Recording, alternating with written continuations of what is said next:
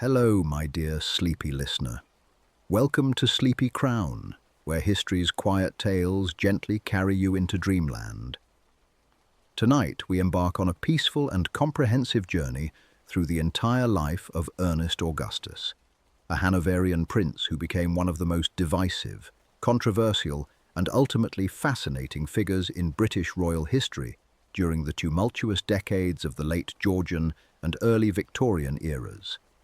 A time when Europe was transformed by revolution, war, industrial change, and the slow, painful birth of modern democracy. We'll softly explore every dimension of his complex and contradictory life, from his birth in 1771 as the unlikely fifth son of King George III, through his rigorous education in the traditions of both British royalty and German aristocracy, on his brave and costly service in the Hanoverian cavalry during the wars against revolutionary France, his creation as Duke of Cumberland and entry into the fierce political battles of the House of Lords, the terrible scandal of 1810 that would haunt him for the rest of his days, his passionate devotion to Protestant supremacy and his leadership of the Orange Order, his controversial marriage to his twice-widowed first cousin Frederica that scandalized London society, his bitter political defeat over Catholic emancipation, his long years of voluntary exile on the continent, his unexpected accession to the throne of Hanover in 1837,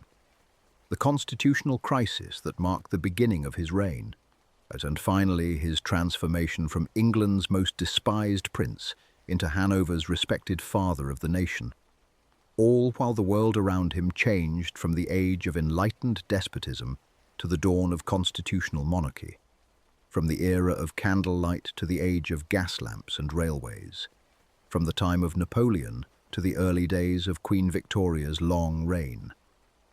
Before you drift away into peaceful slumber, please take a moment to like this video.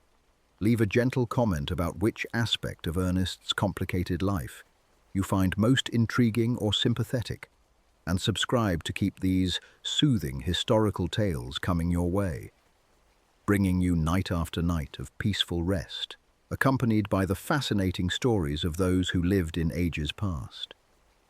So cozy up, close your eyes, and let these gentle whispers from the Georgian and early Victorian eras lull you into restful sleep.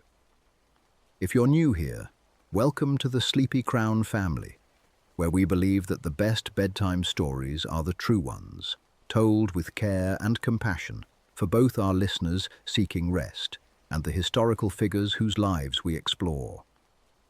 Ernest, later known as Ernest Augustus, Duke of Cumberland and Teviotdale, Earl of Armagh, and eventually King Ernest Augustus I of Hanover, entered the world on a warm and pleasant summer day, the 5th of June in the year 1771, within the comfortable and familiar walls of Buckingham House in London, that same grand residence that would, in later generations, be expanded and transformed into the magnificent Buckingham Palace that we know today, and the primary London residence of British monarchs. On that June morning, as the summer sun rose over the bustling city of London, casting its golden light across the Thames and illuminating the elegant townhouses of the aristocracy, a fifth son was born to their majesties, King George III of the United Kingdom of Great Britain and Ireland, and his devoted queen consort, Charlotte of Mecklenburg-Strelitz. The infant prince arrived as the eighth child overall, in what would eventually become an extraordinarily large royal family.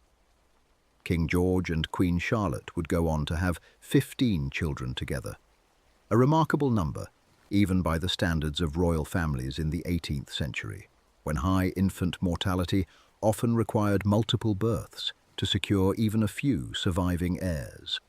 The new prince was born into a family already well populated with potential heirs to the throne.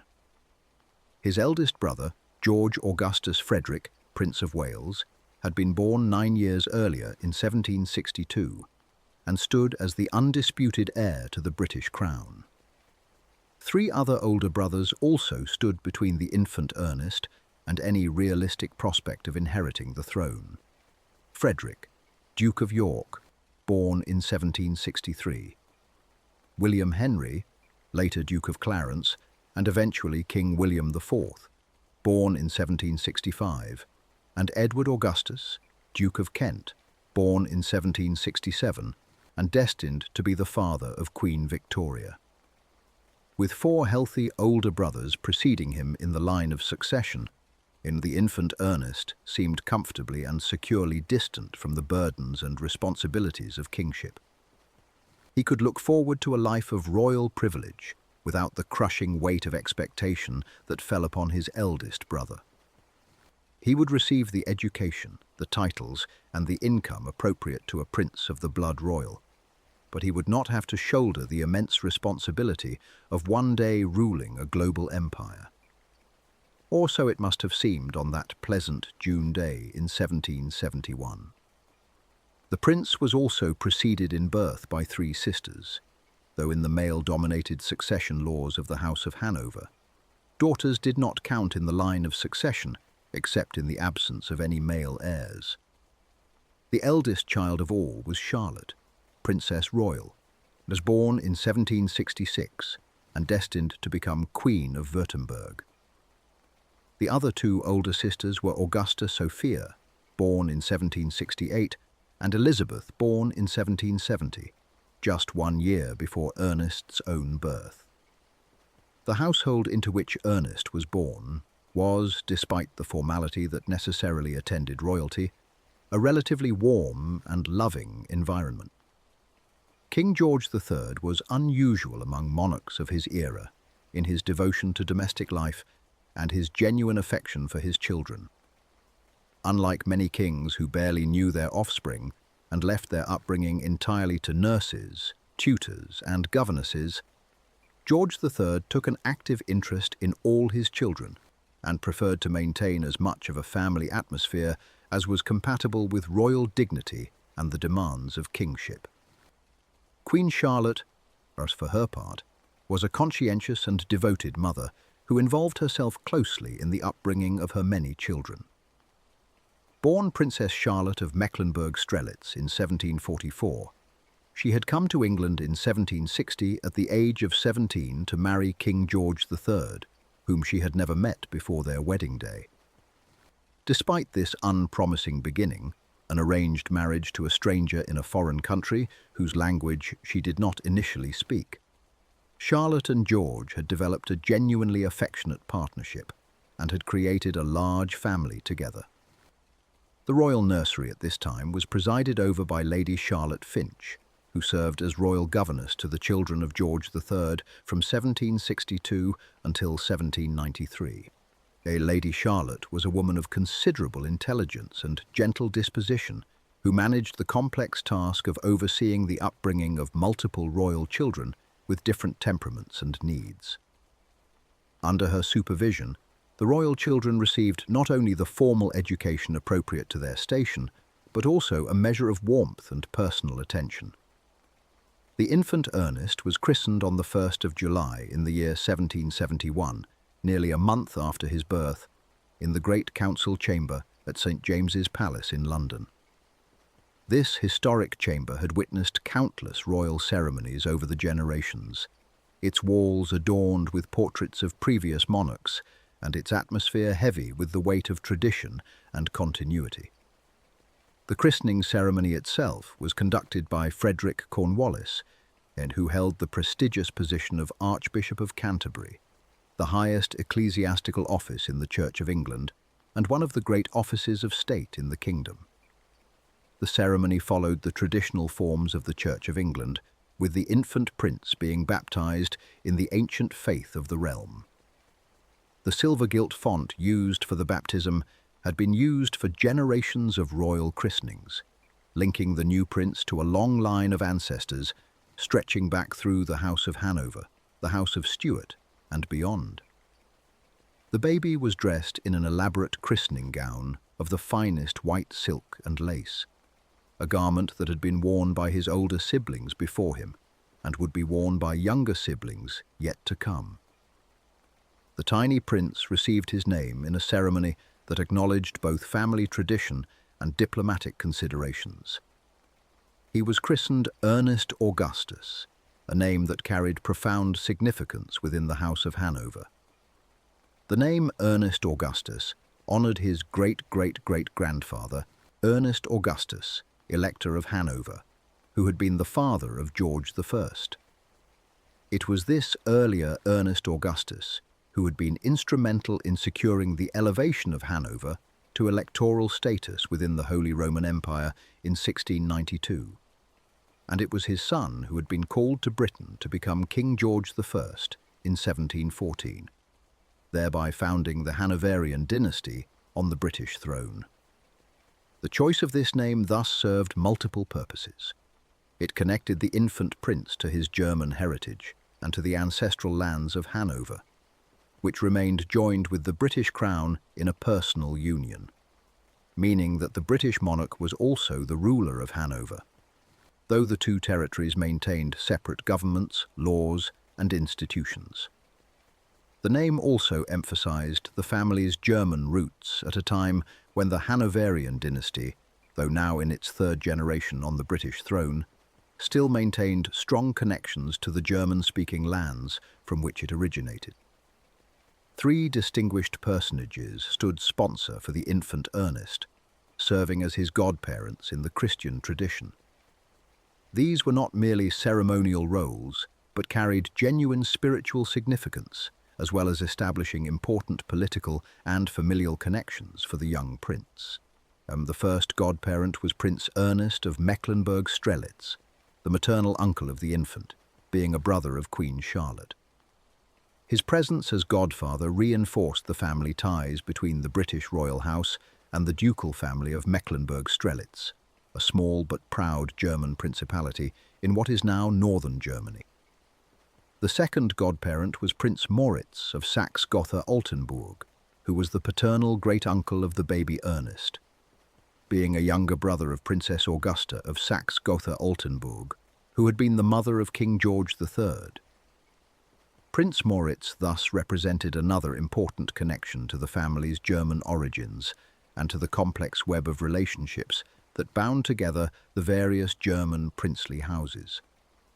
The third godparent was the hereditary princess of Hesse-Kassel, as born Princess Wilhelmina Caroline of Denmark and Norway. She was a first cousin of King George III himself, through their common descent from King George II. The hereditary princess was married to Wilhelm, the hereditary prince of Hesse-Kassel, who would later become Wilhelm I, Elector of Hesse. Her selection as godmother further emphasized the intricate network of family relationships that connected the various Protestant ruling houses of Northern Europe. These godparental connections would prove significant throughout Ernest's life, for they established relationships and obligations that transcended national boundaries. In the world of 18th-century European royalty and aristocracy, such connections could mean the difference between finding support and allies in times of need or facing challenges alone, and they opened doors at courts throughout Europe, provided opportunities for military service and advancement, and created a sense of extended family that spanned multiple kingdoms and principalities. The young Prince Ernest spent his earliest years in an environment that was, by royal standards, remarkably informal and domestic. King George III had a strong preference for country life and preferred, whenever possible, to keep his family's residence in the then rural towns of Kew and Richmond, which lay along the Thames River, southwest of London's urban centre. The king enjoyed the clean air, the extensive gardens, and the relative privacy that these locations afforded, far from the formal courts and the crowded, dirty streets of London proper. At Kew, the royal children could enjoy a childhood that, while certainly privileged and structured, had elements of freedom and informality that would have been impossible in the more rigidly formal atmosphere of St. James's Palace or Windsor Castle. The young princes and princesses could walk in the gardens, observe the exotic plants in the royal botanical collections, and play together with somewhat less supervision and formality than would have been possible in a more urban or ceremonial setting. Ernest, from a young age, was housed together with his two younger brothers, Augustus Frederick and Adolphus Frederick, who were born in 1773 and 1774, respectively. The three princes were close in age and grew up in very close companionship, forming bonds that would last throughout their lives, despite the different paths their lives would eventually take. They shared nurseries and later schoolrooms, played together in the extensive grounds of Kew, and developed the particular closeness that often marks siblings who grow up in such proximity. The royal children's daily routine was structured, but not unduly harsh. They rose early, as was customary in the 18th century, and began their days with morning prayers and a simple breakfast. Their education began at a young age, with basic instruction in reading, writing, arithmetic, and religious knowledge. As they grew older, their curriculum would expand to include history, geography, modern and classical languages, natural philosophy, as science was then called, music, drawing, and the various physical accomplishments expected of gentlemen, riding, fencing, shooting, and dancing. King George III took a personal interest in his children's education and frequently examined them on their progress. He held firm views about the proper upbringing of princes and princesses, believing that they should be well educated, morally upright, and prepared to fulfill their duties to the nation. At the same time, he genuinely enjoyed his children's company and found pleasure in the domestic tranquility of family life. Queen Charlotte was equally devoted to her children's upbringing, though her approach was perhaps more emotionally reserved than her husband's. She oversaw their daily routines, selected their tutors and governesses, and ensured that they received proper moral and religious instruction. She was particularly concerned that her daughters should be well educated and accomplished, or an unusual attitude for the time, when many believed that extensive education for women was unnecessary or even undesirable. The young Ernest grew into an active, energetic boy. Contemporary accounts suggest that he was physically robust and enjoyed outdoor activities. He took readily to riding, demonstrating even as a child the natural seat and balance on horseback that would later serve him so well in his military career. He also showed an aptitude for shooting, developing the steady hand and keen eye that were necessary for marksmanship in an era of muzzle-loading firearms. The social world of Ernest's childhood was largely confined to his immediate family and to the select circle of aristocratic children who were deemed suitable companions for royal princes. The king and queen were protective of their children and did not permit them to mix freely with society. This protective attitude, while understandable, would later contribute to some of the social awkwardness and difficulty that several of George III's sons would experience in their adult lives. As Ernest grew from infancy through early childhood, his personality began to emerge. He was reportedly intelligent and quick to learn, though perhaps not so scholarly or intellectual as some of his siblings. He had a certain intensity of temperament that would mark his adult personality, a tendency to hold strong opinions and to express them forcefully. Even as a boy, Ernest apparently showed signs of the stubborn conviction and unwavering commitment to principle that would characterize his political career. The political atmosphere of Ernest's childhood was marked by the ongoing tensions and conflicts that characterized King George III's reign. The American colonies were growing increasingly restless under British rule, and the young Ernest would have been about 4 years old when the American Revolutionary War began in 1775. The conflict with America divided British society and created considerable political turmoil at home, with Whig opposition politicians criticizing the King's American policy, while Tory supporters defended the Crown's prerogatives. Ernest was too young to understand these political complexities, but he would have absorbed the atmosphere of the royal household during these difficult years. He would have seen his father's distress over the rebellion of the American colonies and the eventual loss of these territories following British defeat in the war. He would have learned early that being royal meant bearing responsibilities and facing challenges that could not be avoided or delegated.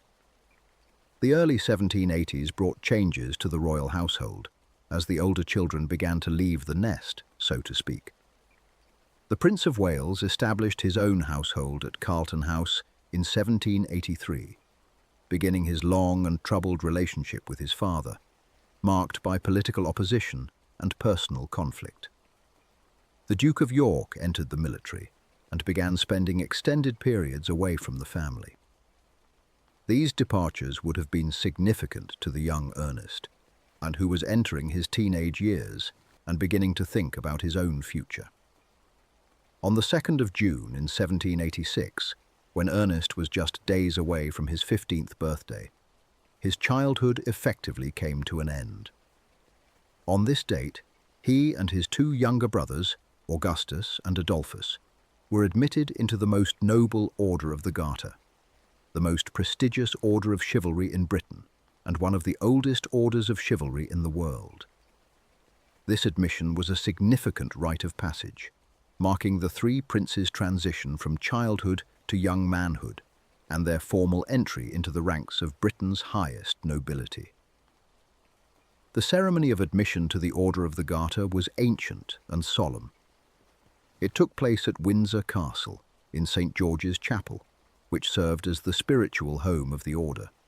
The three princes were dressed in the magnificent robes of the order, a deep blue velvet mantle bearing the cross of St. George, the crimson velvet hood, and the garter itself, a dark blue velvet strap worn below the left knee, and bearing the order's motto, Honi soit qui mal y pense. Shame be to him who thinks evil of it. The ceremony was attended by the king, the queen, other members of the royal family, and the existing Knights of the Garter, creating a magnificent spectacle of courtly splendor and medieval tradition. But this ceremony was not merely a celebration, it was also a farewell.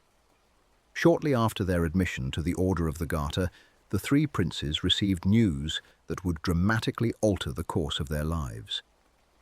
They were to leave England for an extended period of education abroad.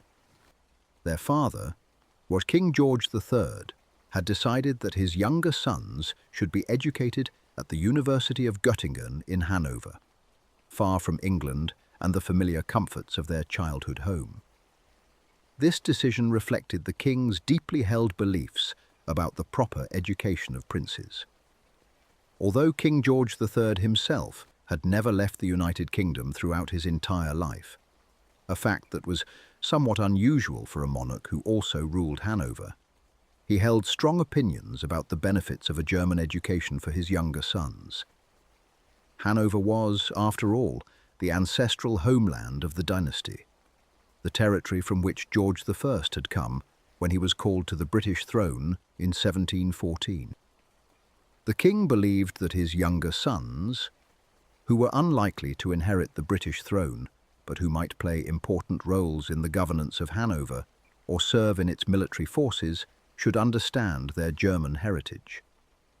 They should learn the German language fluently, understand German customs and traditions, and feel comfortable in German court society.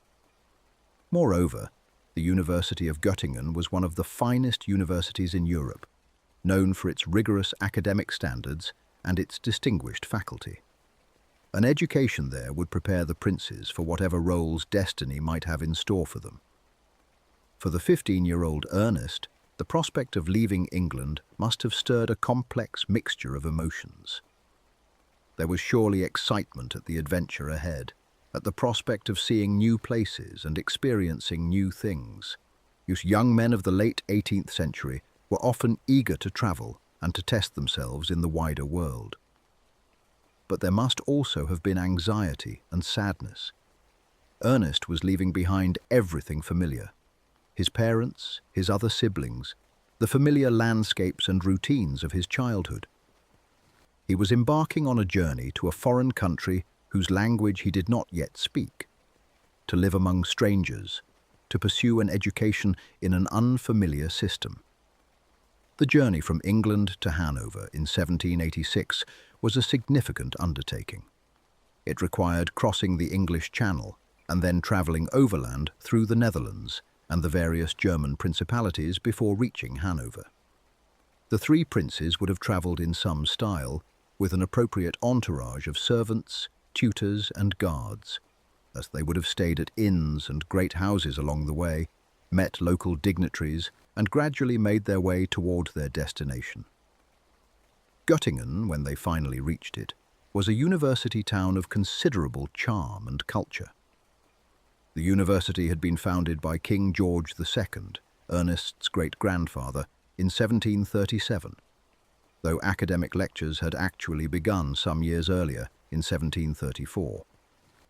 The institution had quickly gained a reputation as one of the leading universities in Europe, attracting students and scholars from across the German-speaking world and beyond.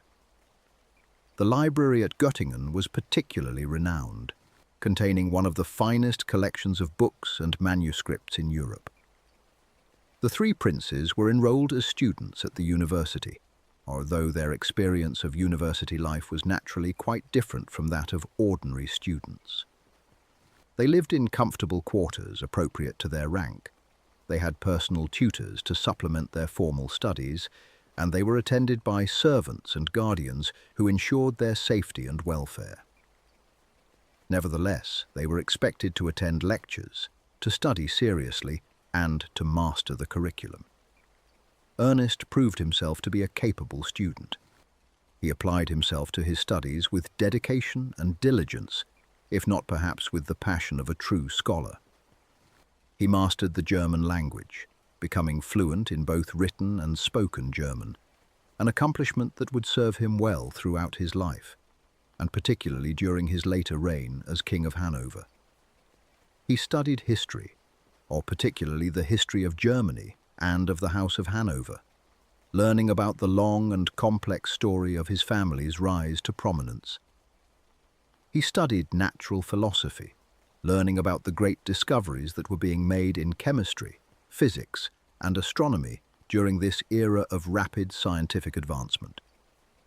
He studied classical languages and literature, reading the works of ancient Greek and Roman authors in their original languages. He studied modern languages, including French, which was the international language of diplomacy and culture in the 18th century. He studied mathematics, theology, and moral philosophy, receiving the broad education that was considered necessary for a gentleman of his era. Beyond the formal curriculum, Ernest's time at Göttingen was important for his social and personal development. He was, for the first time in his life, living away from the protective cocoon of the royal household. While he was certainly not living as an ordinary student, his royal rank ensured that he continued to enjoy considerable privilege and deference. He nevertheless had to navigate a more complex social world than he had known in England. He met and interacted with German aristocrats, with fellow students from various backgrounds, with professors and scholars, and with the local society of Göttingen. During these years in Göttingen, Ernest began to form his adult personality and his political opinions. The University of Göttingen, despite its royal foundation, was a place where Enlightenment ideas circulated freely. Students and faculty debated questions of philosophy, politics, religion, and society with considerable freedom. Ernest was exposed to a wide range of ideas and perspectives, and he began to develop his own views on the great questions of his age. Interestingly, despite this exposure to Enlightenment thinking, Ernest emerged from his university years as a staunch conservative. Where many young men of his generation were influenced by progressive ideas and became advocates for political reform, religious toleration, and social change, Ernest moved in the opposite direction. He developed a deep commitment to traditional authority, to the established order of society, to the prerogatives of monarchy, and to the supremacy of the Protestant faith. These convictions, formed in his late teenage years, would remain with him for the rest of his life and would define his political career. We might speculate about why Ernest developed such conservative views, despite, or perhaps because of, his exposure to progressive ideas at Göttingen. Perhaps he felt a deep personal loyalty to the monarchical system that had given him his privileged position. Perhaps he was reacting against the chaos and violence of the French Revolution, which began in 1789 when Ernest was 18 and still at Göttingen. Perhaps his natural temperament simply inclined him toward conservatism, toward valuing stability and tradition over change and innovation. Whatever the reasons, Ernest Augustus was emerging as a young man of firm convictions and unbending principles. But Ernest's destiny lay not primarily in scholarship, but in military service. Like most princes of his era, who were not destined to inherit thrones, Ernest was expected to pursue a career in the armed forces. Military service was considered the most appropriate occupation for a royal prince. It allowed him to serve the realm in a concrete and visible way. It provided opportunities for honor and distinction, and it kept him occupied in a structured and purposeful manner. In 1790, when Ernest was 19 years old, he and his younger brother, Adolphus, began serious military training in Hanover. They were placed under the tutelage of Field Marshal Wilhelm von Freytag, an experienced and highly respected military commander who had served with distinction in various campaigns. Field Marshal von Freytag was not the sort of man to show undue deference to royal rank when it came to military matters. He expected his royal pupils to work hard, to learn their duties thoroughly, and to prove themselves as soldiers, not merely as princes playing at being soldiers. Ernest threw himself into his military training with energy and enthusiasm. The life of a cavalry officer suited his temperament and his physical abilities. The military demanded discipline, courage, physical fitness, and decisiveness, qualities that Ernest possessed in abundance. Moreover, military life provided a clear hierarchy and structure, a sense of purpose and belonging, and the opportunity to prove one's worth through concrete achievements rather than through the accidents of birth. Ernest displayed particular talents that marked him as a natural cavalry officer. First and foremost, he was an excellent horseman. He had begun learning to ride as a child at Kew, but now he developed his skills to a professional military standard. He learned to control his mount in the chaos of battle, to maintain his seat while wielding weapons, to jump obstacles, and to perform the complex maneuvers that cavalry tactics required. His natural ability and dedicated practice made him one of the finest riders among the young officers of his generation. Ernest was also a remarkably good shot. In an era when firearms were muzzle-loading weapons that required considerable skill to use effectively, marksmanship was a highly valued ability. Ernest demonstrated the keen eye, steady hand, and careful judgment necessary for accurate shooting. He could hit targets while standing still or on horseback, in calm conditions or in adverse weather, with pistols or with longer firearms. This skill would prove valuable not only in military contexts, but also in the hunting that was a major aristocratic pastime. Field Marshal von Freytag was so impressed by the rapid progress of his royal pupil that after only 2 months of training, he took the extraordinary step of appointing Ernest as a captain in the cavalry. This was a significant promotion and demonstrated genuine confidence in Ernest's abilities.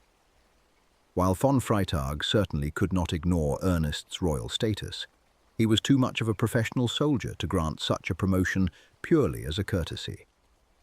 The appointment of Ernest as captain reflected a genuine assessment that the young prince had the skills, knowledge, and leadership qualities necessary for the position. In March of 1792, when Ernest was not yet 21 years old, his military career advanced again when he was commissioned as Colonel of the 9th Hanoverian Light Dragoons. The 9th Light Dragoons were a functioning cavalry regiment with a proud history and high standards. Ernest's appointment as their colonel was not merely ceremonial.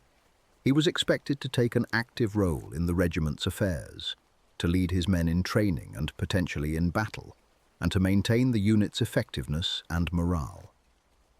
Ernest took his responsibilities as colonel seriously. Unlike some aristocratic officers who treated their military positions as sinecures and spent more time in fashionable society than with their regiments, Ernest involved himself genuinely in the life of the 9th Light Dragoons. He learned the names and characters of his officers. He inspected his troops regularly, or he participated in their training exercises, and he worked to maintain the regiment as an effective fighting force. This dedication would soon be tested in the most demanding way possible. Europe was entering one of the most catastrophic periods in its history. In France, the revolution that had begun in 1789 with such high hopes for liberty and constitutional government had descended into chaos, radicalism, and terror. King Louis XVI, who had once been hailed as a reforming monarch, was now a prisoner of the revolutionary government. The French revolutionary regime, driven by ideological fervour and facing threats from both internal opposition and external enemies, was growing increasingly radical and violent. On the 21st of January, 1793, King Louis XVI was executed by guillotine in the Place de la Révolution in Paris. The execution of an anointed monarch sent shockwaves through the courts of Europe. For the various royal houses and aristocratic establishments of Europe, the French Revolution had crossed a line from which there could be no return. What had begun as a movement for reform had become, in their eyes, a terrifying threat to the entire established order of European society. On the 1st of February, 1793, just days after the execution of Louis XVI, the French Republic declared war on Great Britain and the Netherlands. This declaration brought Britain into what would become known as the War of the First Coalition, a complex and far-ranging conflict that pitted revolutionary France against an alliance of European powers, including Britain, Austria, Prussia, Spain, and various smaller states. The war would drag on, with various shifts in alliances and military fortunes, until 1797, when exhaustion and military success would force most of the coalition members to make peace with France. For the young Colonel Ernest Augustus of the 9th Hanoverian Light Dragoons, the outbreak of war meant that his military training was about to be tested in the most serious way possible. He would see real combat, face real danger, and discover whether he possessed the courage and capability necessary to lead men in battle. Ernest's service in the War of the First Coalition would take him to the Low Countries, the region encompassing modern Belgium and the Netherlands, which became one of the major theatres of conflict in the early years of the war. The strategic importance of this region could hardly be overstated. The Low Countries controlled vital ports and trade routes, provided potential invasion routes into France from the north, and represented wealthy territories whose control could significantly strengthen whichever side possessed them. The combined British, Hanoverian, and Austrian forces in the region were placed under the command of Prince Frederick, Duke of York, Ernest's elder brother. Frederick had been appointed to this position despite his relative youth and limited military experience, an appointment that owed more to his royal status than to proven military genius. Nevertheless, the Duke of York threw himself into his responsibilities with energy and dedication, even if his tactical abilities would prove less impressive than his administrative skills. For Ernest, serving under his brother's command created both opportunities and complications. On one hand, The family connection ensured that Frederick would be aware of Ernest's activities and achievements, potentially smoothing the path for advancement and recognition. On the other hand, Ernest was acutely aware that any preferential treatment he received might be attributed to family favoritism rather than to his own merits as an officer. He was determined to prove himself through genuine military accomplishment rather than through nepotistic advancement. The young colonel found himself thrust into a style of warfare that was undergoing profound transformation. The French revolutionary armies fought with an intensity and ideological commitment that differed markedly from the more measured and professional approach of the old regime armies they faced. The French soldiers, inspired by revolutionary fervor and fighting for what they believed was the cause of liberty and the nation, displayed a willingness to take casualties and press attacks that shocked and sometimes overwhelmed their more traditionally minded opponents. Moreover, the French revolutionary government had declared the levée en masse, mass conscription, allowing them to field armies of unprecedented size, and where the professional armies of the Ancien Régime had numbered in the tens of thousands, the French could now deploy hundreds of thousands of soldiers. This numerical superiority, combined with revolutionary enthusiasm and increasingly capable military leadership, made the French a formidable opponent, despite the economic and political chaos that plagued the revolutionary government. Ernest saw fierce action against the French forces in Flanders and the Netherlands throughout 1793 and 1794. The campaigns in this region involved a grinding series of sieges, skirmishes, and set-piece battles as the coalition forces attempted to push into France, while the French armies sought to defend their territory and even to carry the revolution beyond France's borders. The fighting was often confused and inconclusive, with neither side able to gain a decisive advantage. The conditions under which the soldiers fought were harsh and unforgiving. The campaign season typically ran from spring through autumn, with winter bringing a pause to major operations as armies went into winter quarters. But during the active campaigning months, soldiers endured long marches over muddy roads, slept in tents or in the open air, ate whatever provisions could be secured through military logistics or local requisitioning, and faced the constant threat of disease, which killed far more soldiers in this era than enemy action did. For Ernest, who had been raised in the comfort of royal palaces and who had never known physical hardship or deprivation, the realities of military campaigning must have come as a shock. Yet contemporary accounts suggest that he adapted well to military life. He did not complain about the hardships or demand special accommodations beyond what was appropriate for his rank. He ate the same rations as his fellow officers, slept in similar quarters, and shared in the dangers and difficulties of the campaign. Ernest's courage under fire quickly became evident. On one memorable occasion, during a skirmish with French forces, Ernest distinguished himself by single-handedly capturing a French officer and carrying him from the battlefield as a prisoner of war. This was no small feat. It required not only physical strength, but also considerable bravery, as Ernest had to overpower an armed enemy officer in the midst of battle, and then transport him back to friendly lines while under fire. This action earned Ernest recognition and respect from his fellow officers and from the men under his command. It demonstrated that the young prince was not merely a royal figurehead, but a genuine soldier willing to take the same risks as his men and capable of decisive action in the chaos of combat. Stories of his bravery spread through the army, enhancing his reputation and earning him the trust and loyalty of the soldiers he led. But warfare in the 18th century was an extraordinarily dangerous business, and bravery, however genuine, could not protect a soldier from the random violence of the battlefield.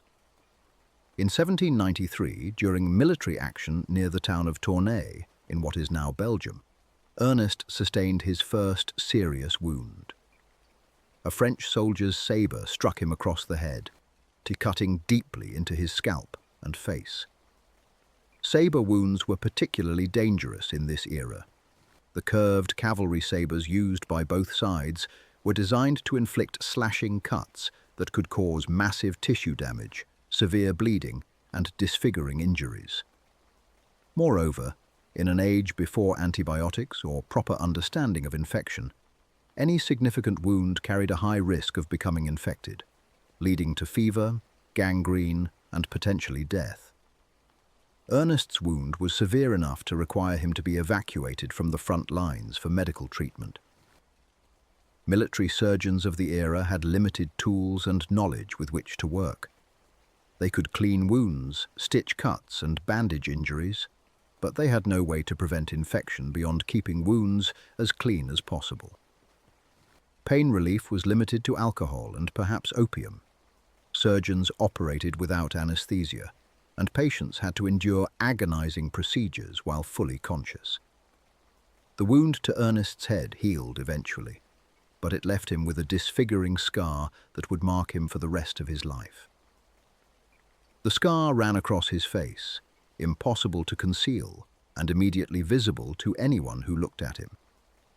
In an era when physical appearance carried enormous social significance, and when facial disfigurement could seriously damage a person's social standing and prospects, this scar would prove a lasting burden. The handsome young prince who had left England for Göttingen nearly a decade earlier was now marked by violence, his features permanently altered by his service to the crown. Yet Ernest did not allow this wound to end his military career or to diminish his courage. As soon as he had sufficiently recovered, he returned to his regiment and to active service. He was a soldier now, not merely in title but in reality, and he was determined to continue serving regardless of the personal cost. The following year, 1794, brought an even more catastrophic injury that would affect Ernest for the rest of his life. On the 22nd of May, during the Battle of Tournai, sometimes referred to in historical records as the Battle of Kagum or the Battle of Tourcoing, Ernest sustained injuries that would leave him permanently disabled.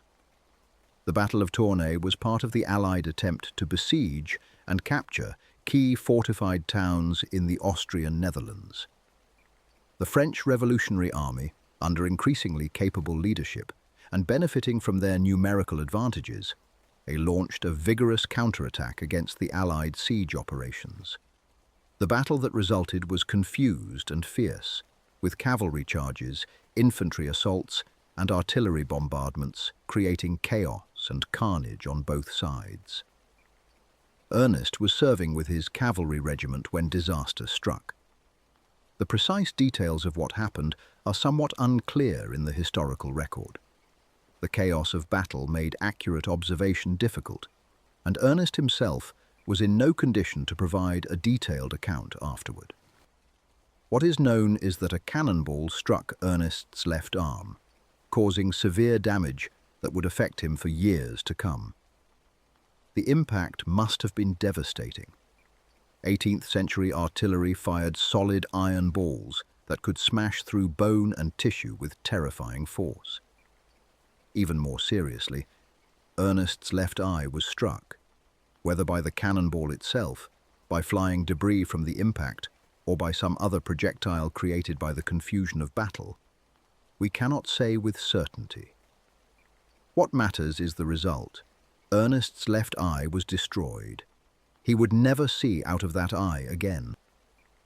The young prince, not yet 23 years old, was now partially blind, disfigured not only by the scar from the previous year, but also by the damaged eye that would mark his face for the remainder of his days. Ernest was rushed from the battlefield to receive medical attention, but there was little that 18th century military surgeons could do for such grievous injuries.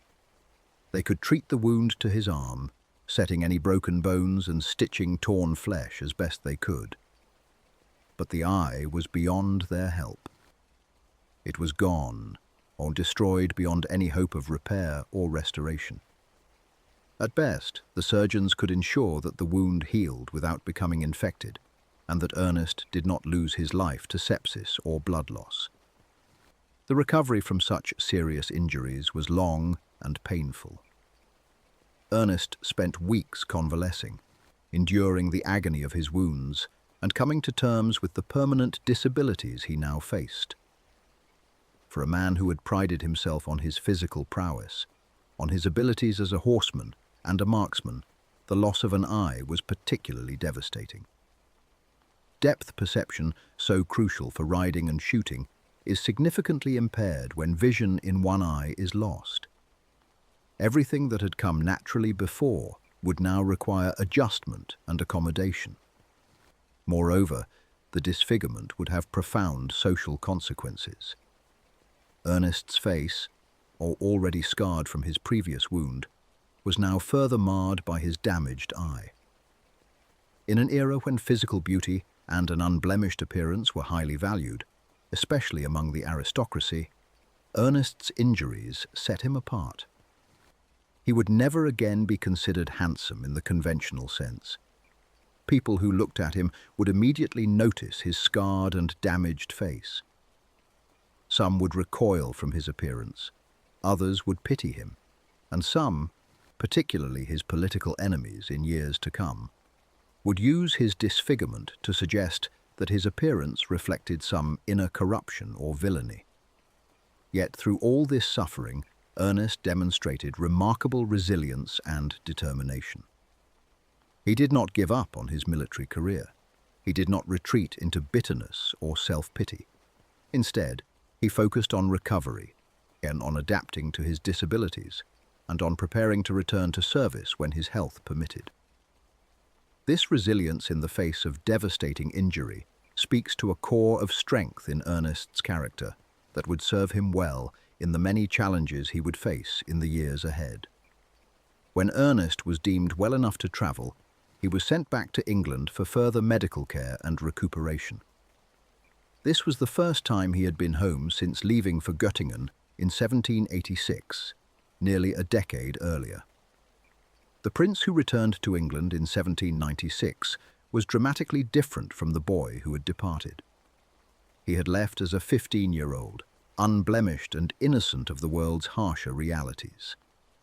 He returned as a 25-year-old veteran, scarred, partially blind, and intimately acquainted with pain, violence, and loss. Ernest's family must have been shocked by his appearance and distressed by his injuries. Queen Charlotte, in particular, would have grieved to see her son so marked by violence. King George III, despite his role in sending his sons into military service, would have felt the burden of responsibility for Ernest's suffering. Ernest's brothers and sisters, seeing him for the first time in years, would have had to reconcile their memories of the young Ernest with the wounded veteran who now stood before them.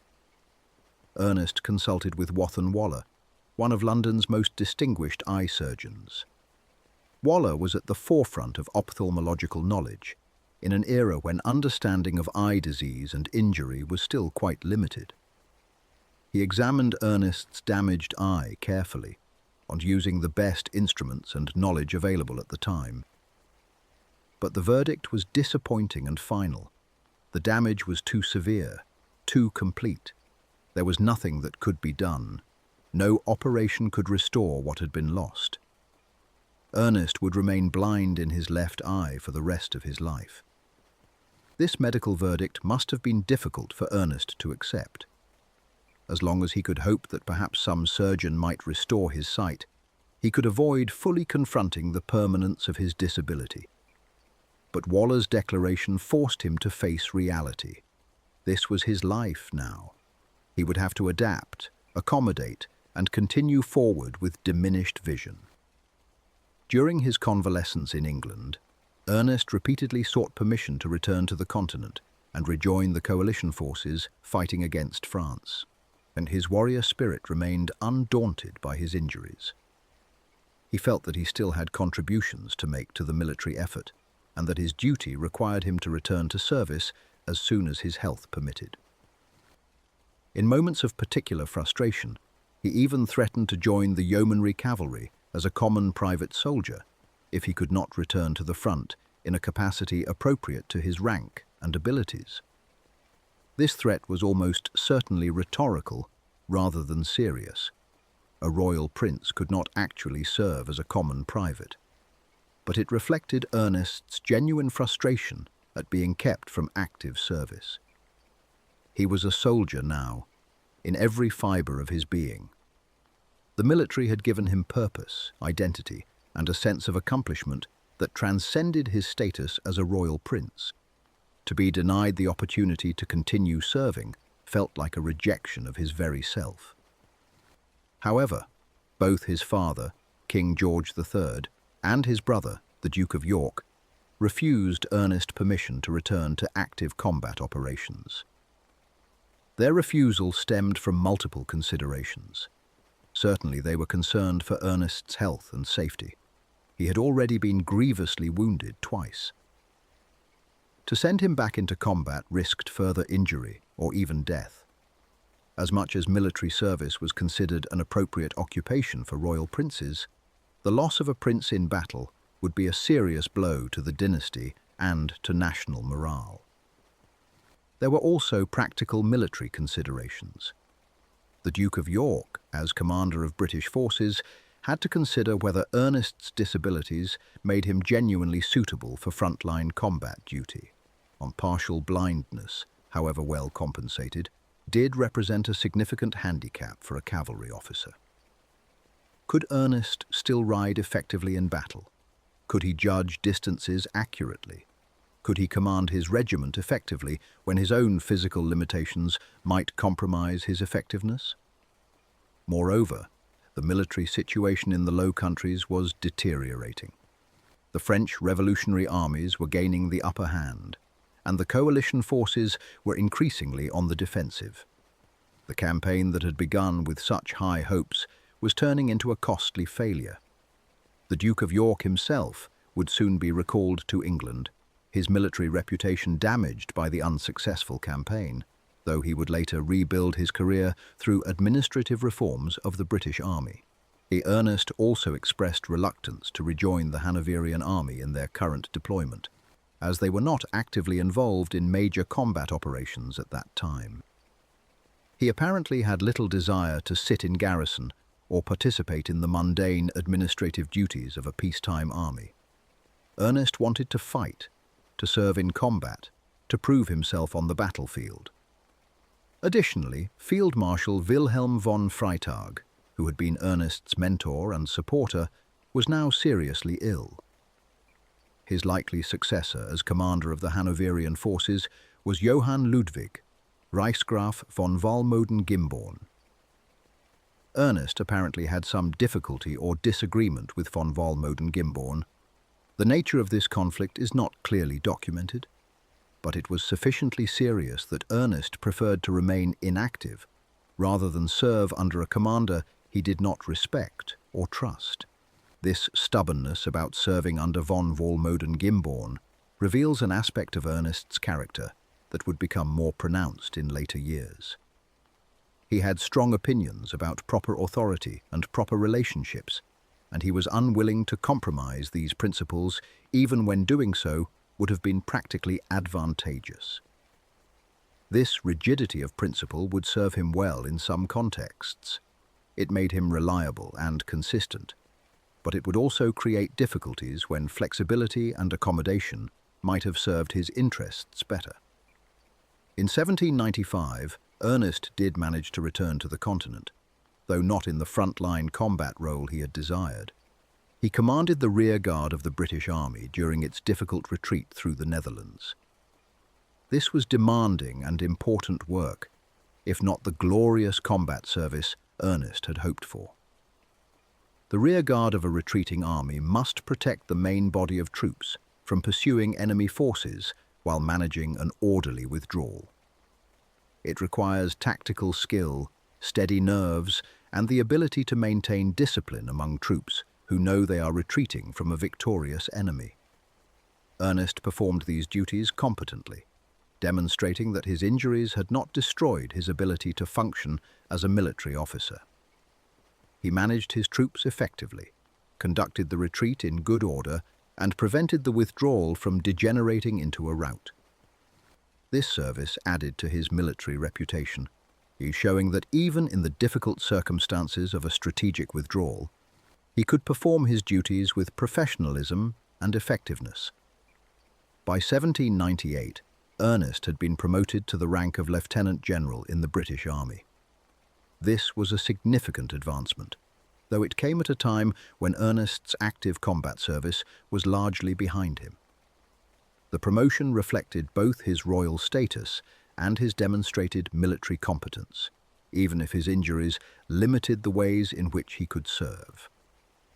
In 1799, a pivotal year that would mark Ernest's transition from active military service to a more political and ceremonial role, he was appointed to command a division of cavalry that was to support an expedition by the Duke of York to the Helder in the Netherlands. This was to be a significant military operation, an attempt by Britain to strike at French power in the Netherlands and potentially to turn the tide of the war. However, the campaign failed almost immediately. The expedition proved a disaster, and the cavalry division never even embarked for the Netherlands. Ernest's hope for one more chance at active combat thus came to nothing. In 1803, Ernest achieved the rank of general in the British Army. This promotion brought him to one of the highest ranks in the military hierarchy, though again, it came at a time when his direct involvement in combat operations was no longer realistic. The promotion was partly honorific, reflecting his royal status and his past service, but it also gave him authority and standing within the military establishment that would prove useful in the years ahead. The final military honor of Ernest's career came on the 29th of March, 1813, when he was appointed Field Marshal. This was the highest rank in the British Army, shared by only a handful of the most distinguished military leaders. Ernest had reached the pinnacle of military advancement, though he had done so more through his royal birth and past service than through ongoing military achievements. Between 1813 and 1814, Ernest did serve once more in a military capacity, though not in direct combat. He commanded the Hanoverian army during the campaigns against Napoleon in these crucial years. The Allied powers, after years of French dominance in Europe, were finally on the offensive, pushing Napoleon back toward France and ultimately defeating him. Ernest participated in these campaigns, commanding Hanoverian troops in France, though the details of his specific role and activities during this period are not extensively documented. Ernest was present as a spectator at the Battle of Leipzig in October 1813, one of the largest and most decisive battles of the Napoleonic Wars. Known as the Battle of the Nations, Leipzig saw the combined forces of Russia, Prussia, Austria, and Sweden defeat Napoleon's army in a massive engagement that involved over 500,000 soldiers. Although Ernest was not in command of forces at Leipzig, he was there in a more observational capacity. His presence at such a historically significant battle was notable. After the Battle of Leipzig, Ernest took over administration of the electorate of Hanover in his father's name. Napoleon had occupied Hanover for years, incorporating it into the French satellite kingdoms that he had created across Germany. With Napoleon's defeat and retreat, Hanover was liberated, and Ernest played a role in restoring Hanoverian administration and government. He raised a fresh Hanoverian army and led it during the final campaigns of 1813 and 1814 as the Allied armies pursued Napoleon into France and ultimately forced his abdication in April 1814. In January 1815, Ernest was made a Knight Grand Cross of the Order of the Bath, GCB, upon the extension of this ancient order. This honor recognized his military service and his status as a royal prince, whilst the Order of the Bath was one of the highest honours in the British system, and admission to it was a mark of distinguished service and royal favour. But the most significant honour came earlier, on the 23rd of April, 1799. On this date, King George III created his son, Ernest Augustus, as Duke of Cumberland and Teviotdale in the Peerage of Great Britain and Earl of Armagh in the Peerage of Ireland. These were not merely honorary titles, but came with significant practical benefits and responsibilities. The creation ceremony itself would have been a formal and impressive affair, conducted with all the solemnity appropriate to the granting of a major peerage. Ernest would have knelt before his father the king, who would have pronounced the words, creating him duke, investing him with the symbols of his new rank. The letters patent creating the dukedom would have been prepared in advance, written in elaborate legal language and sealed with the great seal of the realm. The title Duke of Cumberland had particular historical resonance. Previous Dukes of Cumberland had included Prince William Augustus, a younger son of King George II, who had been famous, or infamous depending on one's perspective, for his role in suppressing the Jacobite Rising of 1745 and for his harsh treatment of Scottish Highlanders after the Battle of Culloden.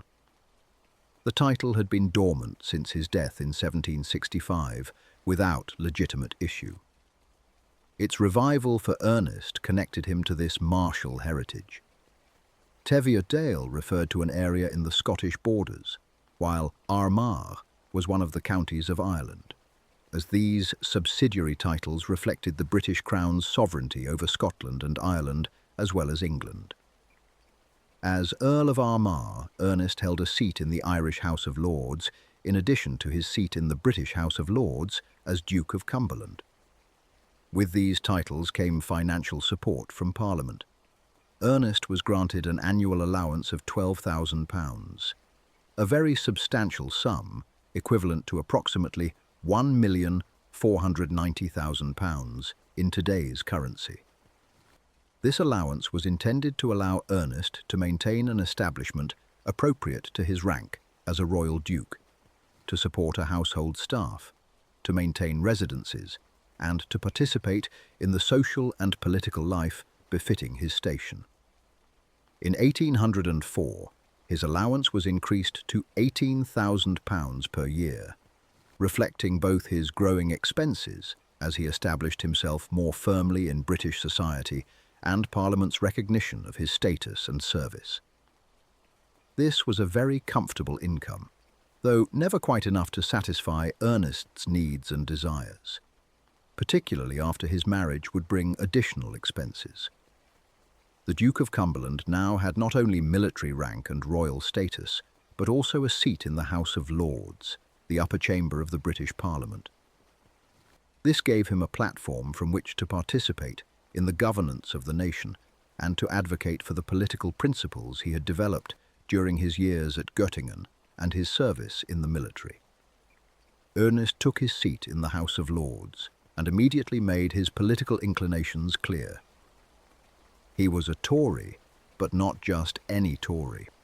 Ernest positioned himself on the far right of the Tory party, becoming a leader of what were sometimes called the ultra-Tories or high Tories, those who held the most conservative positions and who resisted any changes to the established order of British society and government.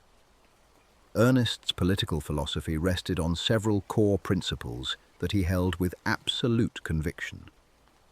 First and foremost, he was unwaveringly Protestant in his religious outlook. He believed that the Protestant character of the British state was not merely a historical accident, but an essential element of British identity and British liberty. The Protestant succession, established by the Glorious Revolution of 1688 and confirmed by the Act of Settlement of 1701, was in Ernest's view the very foundation of Britain's freedom and prosperity. From this Protestant conviction flowed Ernest's implacable opposition to Catholic emancipation. Roman Catholics in Britain and Ireland faced various legal disabilities that prevented them from sitting in Parliament, holding certain public offices, and fully participating in political life. These restrictions had been imposed in the wake of the Glorious Revolution as safeguards against Catholic political influence and potential Catholic attempts to restore the Stuart dynasty or to subordinate Britain to papal authority. By the late 18th and early 19th centuries, a growing movement sought to remove, or at least reduce, these restrictions. Liberal Whigs argued that religious discrimination was unjust and that Catholics should enjoy full civil rights. Some Tories, recognizing the practical problems caused by excluding Catholics from political life, particularly in Ireland, where Catholics formed the majority of the population, came to support gradual emancipation as a matter of political necessity. Ernest would have none of this. He viewed Catholic emancipation not as a matter of justice or practical politics, but as a fundamental threat to the British Constitution and to Protestant liberty. He believed that admitting Catholics to political power would inevitably lead to Catholic domination, to the subordination of the Church of England, and ultimately to the destruction of the very freedoms that made Britain great. These were not merely political opinions for Ernest, but deeply held convictions that he was prepared to defend with every ounce of his considerable will and influence. Ernest was also an opponent of political reform more generally. The British political system in the early 19th century was notoriously unrepresentative. Only a small percentage of adult males could vote, and those votes were distributed in a manner that bore little relationship to population distribution. Some constituencies with tiny populations sent members to Parliament, while growing industrial cities had little or no representation.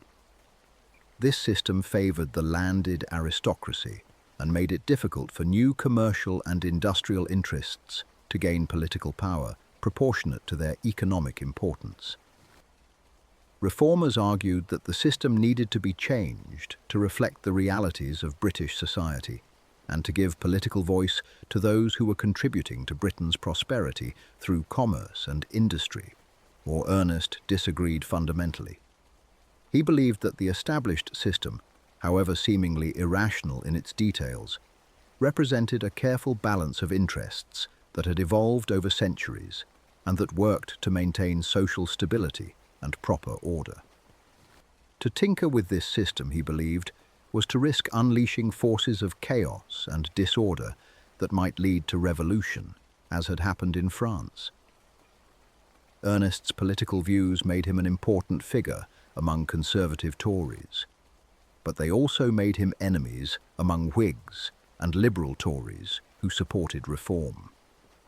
He became a lightning rod for political controversy, a figure who could be relied upon to take the most conservative position on virtually any question and to defend that position with unwavering determination.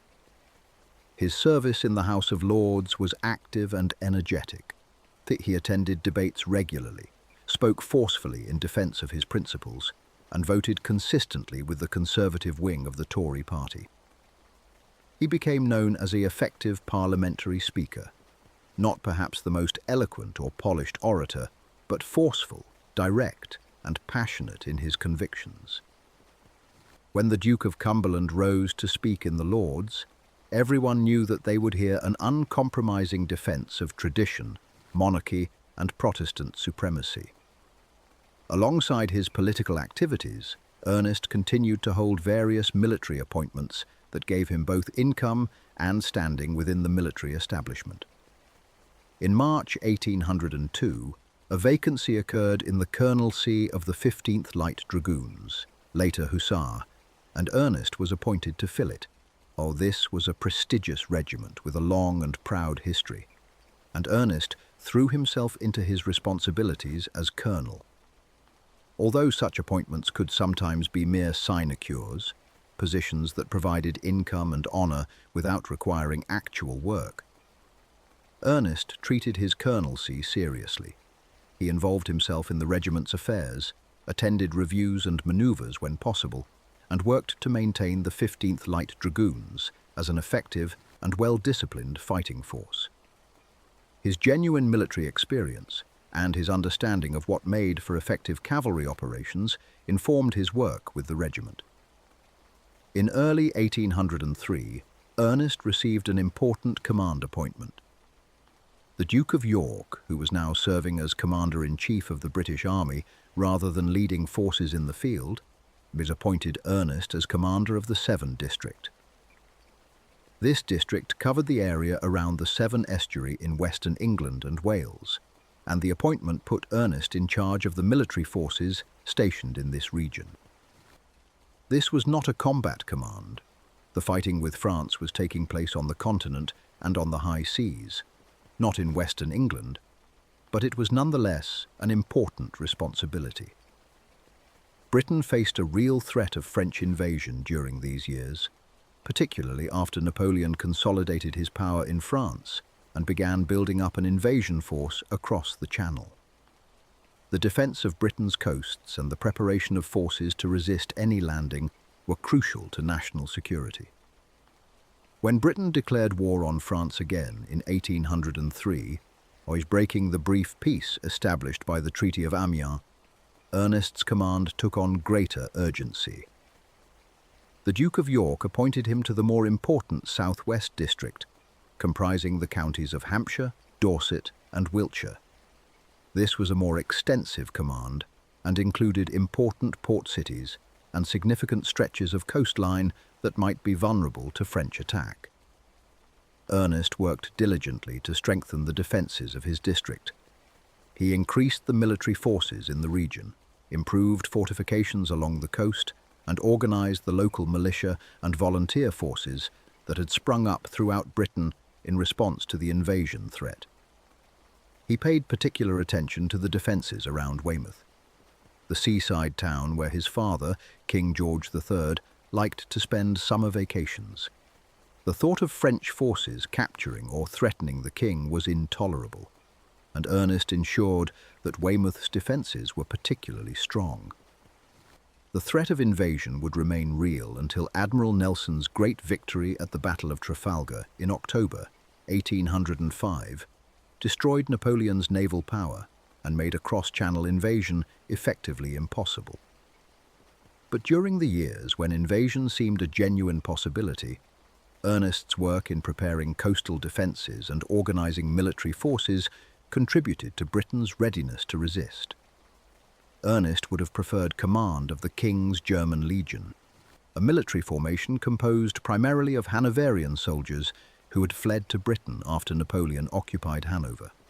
The King's German Legion served with distinction in various theatres of the Napoleonic Wars and earned a reputation as one of the finest military units in the British service. Command of this formation would have given Ernest the opportunity to lead German troops in combat and to maintain his connection to his Hanoverian heritage.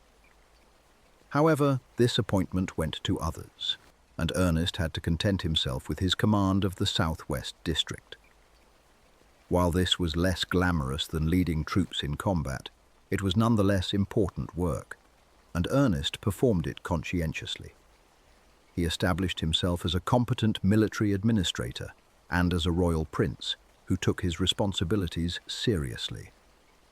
In 1807, Ernest was appointed Colonel of the Royal Horse Guards, a position of considerable prestige. The Royal Horse Guards, commonly known as the Blues, from the colour of their uniforms, were one of the elite cavalry regiments of the British Army. They formed part of the household cavalry, the monarch's personal mounted troops, and had a long and distinguished history of service. This appointment brought Ernest closer to the centre of military power and prestige. The Colonel of the Royal Horse Guards enjoyed considerable autonomy in the management of the regiment and had direct access to the monarch on military matters.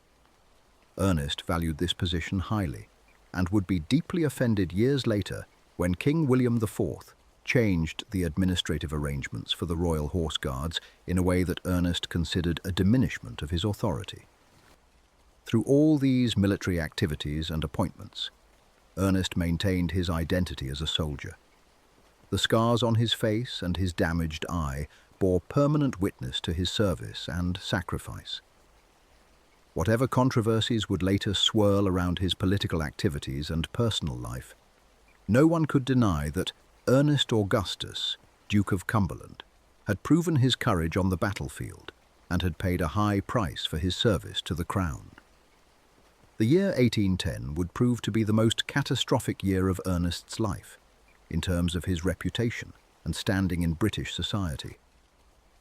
What transpired in the early hours of the 31st of May, 1810, would haunt Ernest for the rest of his days, creating a cloud of suspicion and dark rumour that would never fully dissipate, no matter how many libel cases he won or how many official verdicts supported his account of events. To understand the significance of what happened that night, we must first paint a picture of Ernest's living arrangements and household at this time. The Duke of Cumberland maintained apartments at St. James's Palace in London, one of the principal royal residences. St. James's Palace, built by King Henry VIII in the 1530s, was a sprawling complex of buildings, courtyards and passages. It served as the official residence of the sovereign, though by this time the royal family spent more time at other palaces, and St. James's primarily housed various members of the extended royal family and their households. Ernest's apartments were on an upper floor of the palace, a suite of rooms that included his bedchamber, dressing rooms, and various other spaces for his personal use and for the use of his household staff. Like all wealthy men of his era, Ernest employed a staff of personal servants who attended to his daily needs. Most important among these were his valets, personal manservants who helped him dress, maintained his wardrobe, attended to his personal grooming, and generally ensured that the Duke's appearance and personal affairs were maintained in a manner appropriate to his rank. Ernest employed 2 valets. The first was Cornelius Neil, an Englishman who had been in Ernest's service for some time and who enjoyed the Duke's confidence. The second was Joseph Sellis, a man of more mysterious background. Sellis was said to have come originally from Corsica, though the details of his early life remain obscure. He had entered Ernest's service at some point and had apparently performed his duties satisfactorily, and though there were hints of tensions and difficulties that would only become fully apparent after the terrible events of May 31st. The household at St. James's Palace followed a regular routine. Ernest typically retired to his bedchamber in the late evening, assisted by one or both of his valets in undressing and preparing for bed. The valets would then retire to their own rooms, which were located near the Duke's apartments, so that they could respond quickly if summoned during the night. The palace itself would grow quiet in the late evening hours, with most of its inhabitants asleep and only occasional guards or night watchmen moving through its darkened corridors. On the evening of May 30th, 1810, nothing seemed out of the ordinary. Ernest retired to his bedchamber as usual. Joseph Sellis had assisted the Duke with various tasks during the day, including laying out the Duke's military uniform and bringing his sword into the Duke's bedchamber. These items were needed for a regimental inspection that was scheduled, but which ultimately did not take place. Sellis had returned the uniform to the wardrobe, but had apparently left the sword in the Duke's bedchamber, a detail that would take on sinister significance in the hours to come. Ernest went to bed, expecting nothing more than a normal night's rest. He fell asleep in his large bed, surrounded by the comfortable furnishings of his bedchamber, with no reason to expect that this night would be any different from countless other nights he had spent in these same rooms. But between 2 and 3 o'clock in the morning, the peace of St. James's Palace was shattered by terrible cries. "Murder! Murder!" The voice was Ernest's, shouting in distress and terror. The cries echoed through the corridors of the palace, waking servants and guards and creating immediate alarm.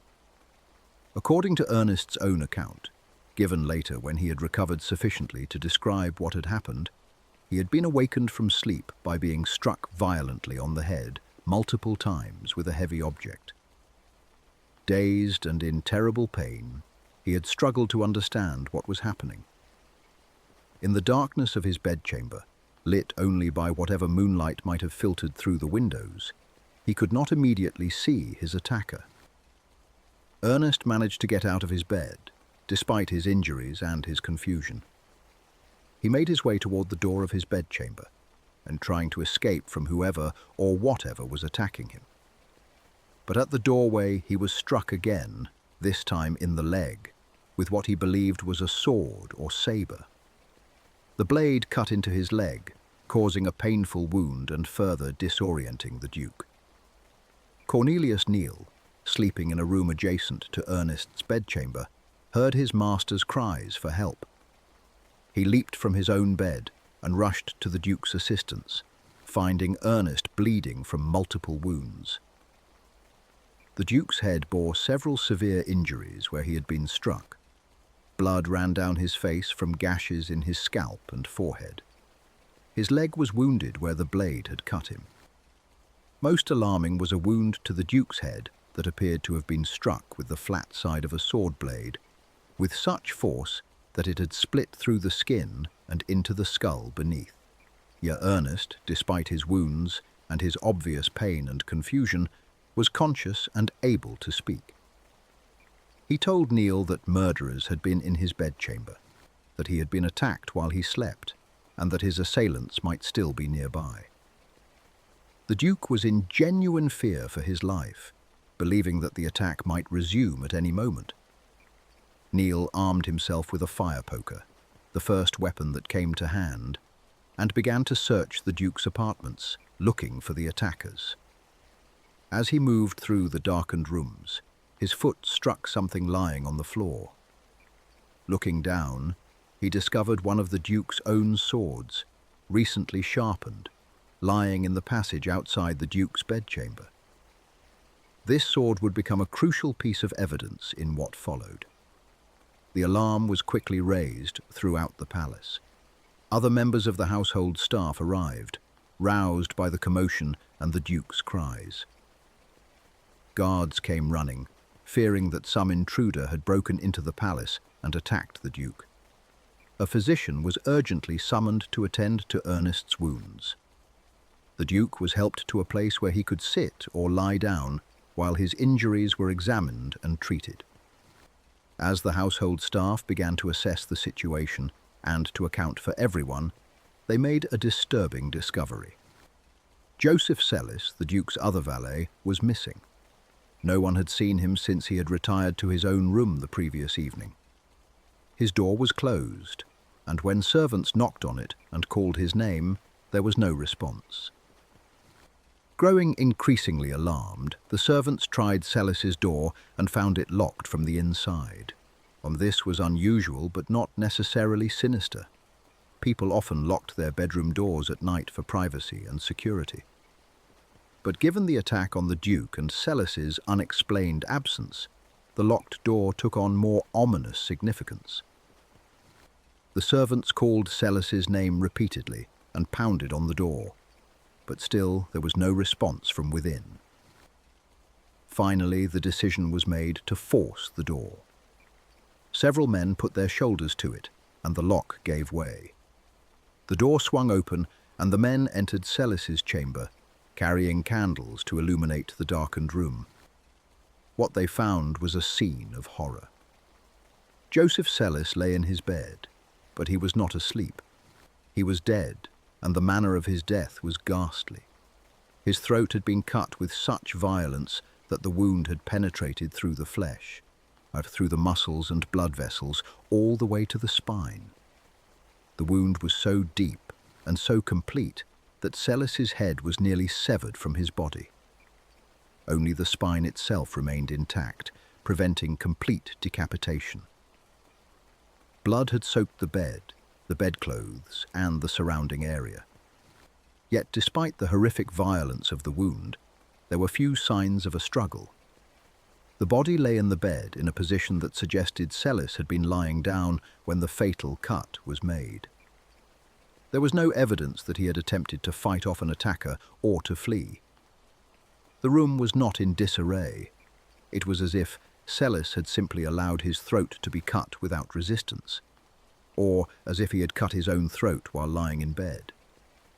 Adding to the mystery was another peculiar detail. A pair of Sellis's slippers was discovered not in his own room, but in the Duke of Cumberland's closet. Why would a valet's slippers be in his master's private chambers? The discovery of these slippers would fuel speculation and rumour for years to come, as people tried to construct explanations for their presence. The physician who had been summoned to treat the Duke's wounds also examined Sellis's body. The medical assessment was clear. Sellis had died from the massive wound to his throat, which had severed all the major blood vessels in the neck and had caused him to bleed to death rapidly. The depth and violence of the wound were noted, as was the apparent lack of any defensive wounds that might have indicated Sellis had struggled with an attacker. As dawn broke over London on May 31st, 1810, the authorities were faced with a confusing and disturbing situation. The Duke of Cumberland, a royal prince and son of the king, lay wounded in his apartments, claiming to have been attacked by an unknown assailant or assailants.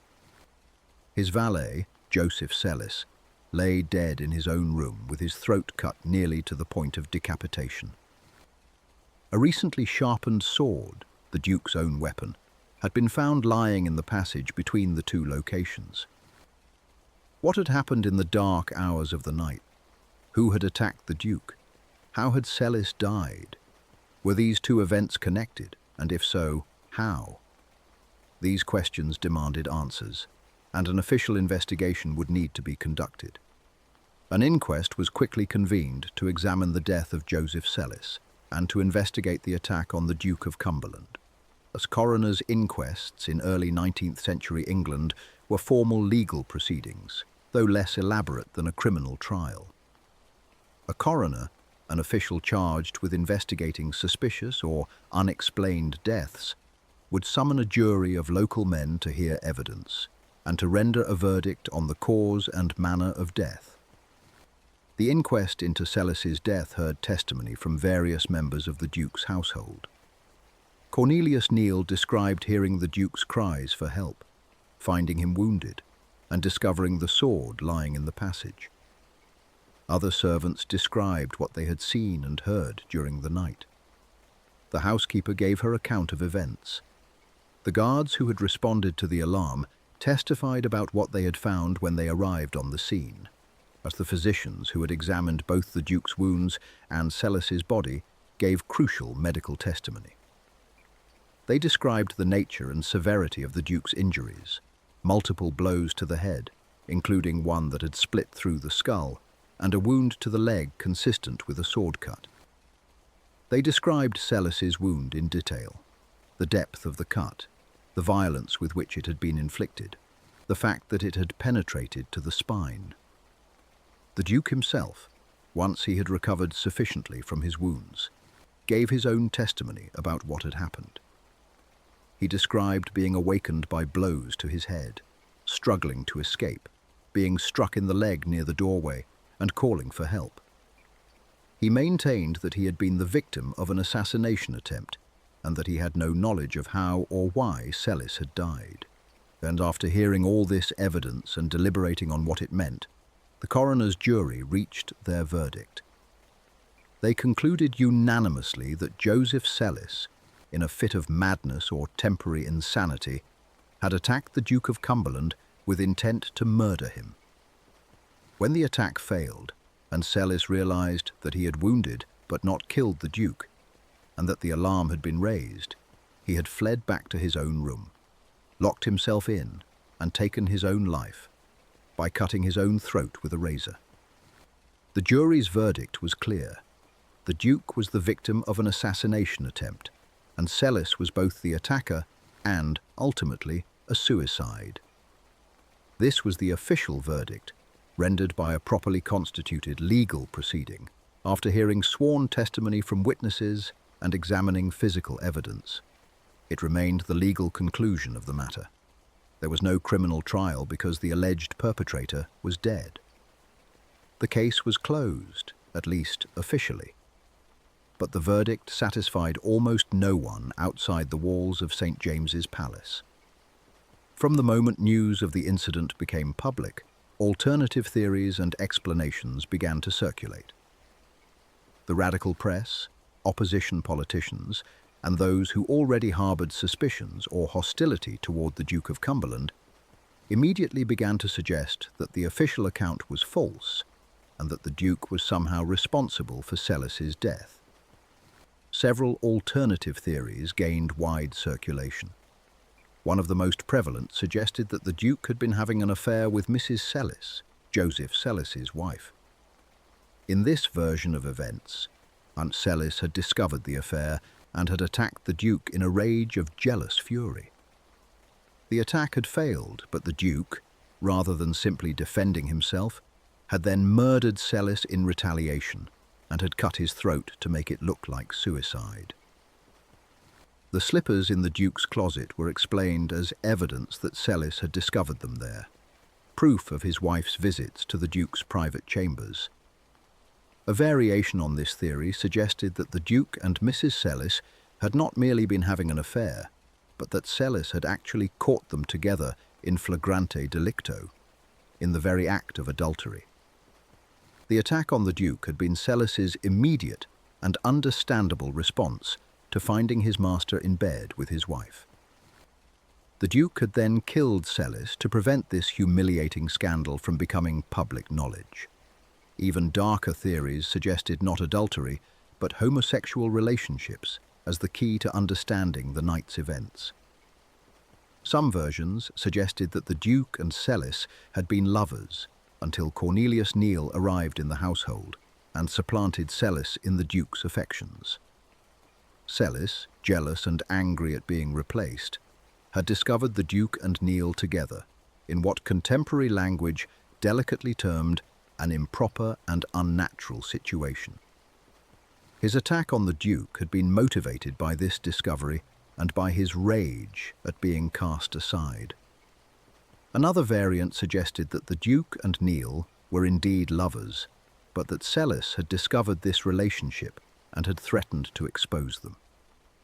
In an era when homosexual acts were criminal offences that could result in execution, such exposure would have been devastating to the Duke's reputation and potentially even threatening to his life. The Duke, desperate to prevent this exposure, had arranged for Neil to murder Sellis. The attack on the Duke had been staged to provide a cover story, with Neil or someone else inflicting wounds on the Duke that looked serious but were actually relatively minor, allowing them to claim that Sellis had attacked the Duke before killing himself. These theories proliferated in the scandal sheets, the radical newspapers, the political pamphlets, and the conversation of London society. They were repeated in coffee houses and taverns, discussed in drawing rooms and clubs, whispered about at court and in Parliament. No amount of official denials or legal verdicts could stop their circulation, and part of the reason these theories gained such traction was that the official account did strain credulity in certain respects. How had Sellis managed to inflict such serious wounds on the Duke without managing to kill him? The wound to the Duke's head had reportedly split through his skull. How had such a blow failed to cause death, or at least incapacitating brain injury? How had the Duke, after sustaining such serious head injuries, managed to make his way to the door and call for help? Why were Sellis's slippers in the Duke's closet? If Sellis had attacked the Duke, why had he then killed himself in such a violent and terrible manner, rather than simply fleeing the palace? Moreover, the wound to Sellis's throat raised questions.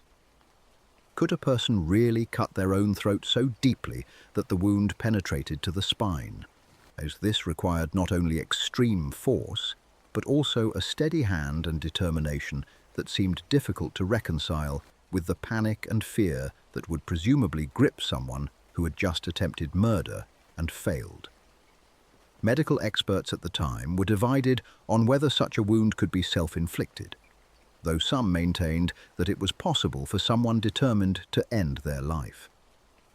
The broader context also contributed to public willingness to believe dark theories about the Duke. Ernest had never been popular with the British public. His facial disfigurement, the result of his war wounds, gave him an appearance that many found unsettling or sinister. His politics were reactionary and opposed to the liberal reforms that many Britons supported. He had the manner and bearing of a military man accustomed to command, which could come across as arrogant or imperious.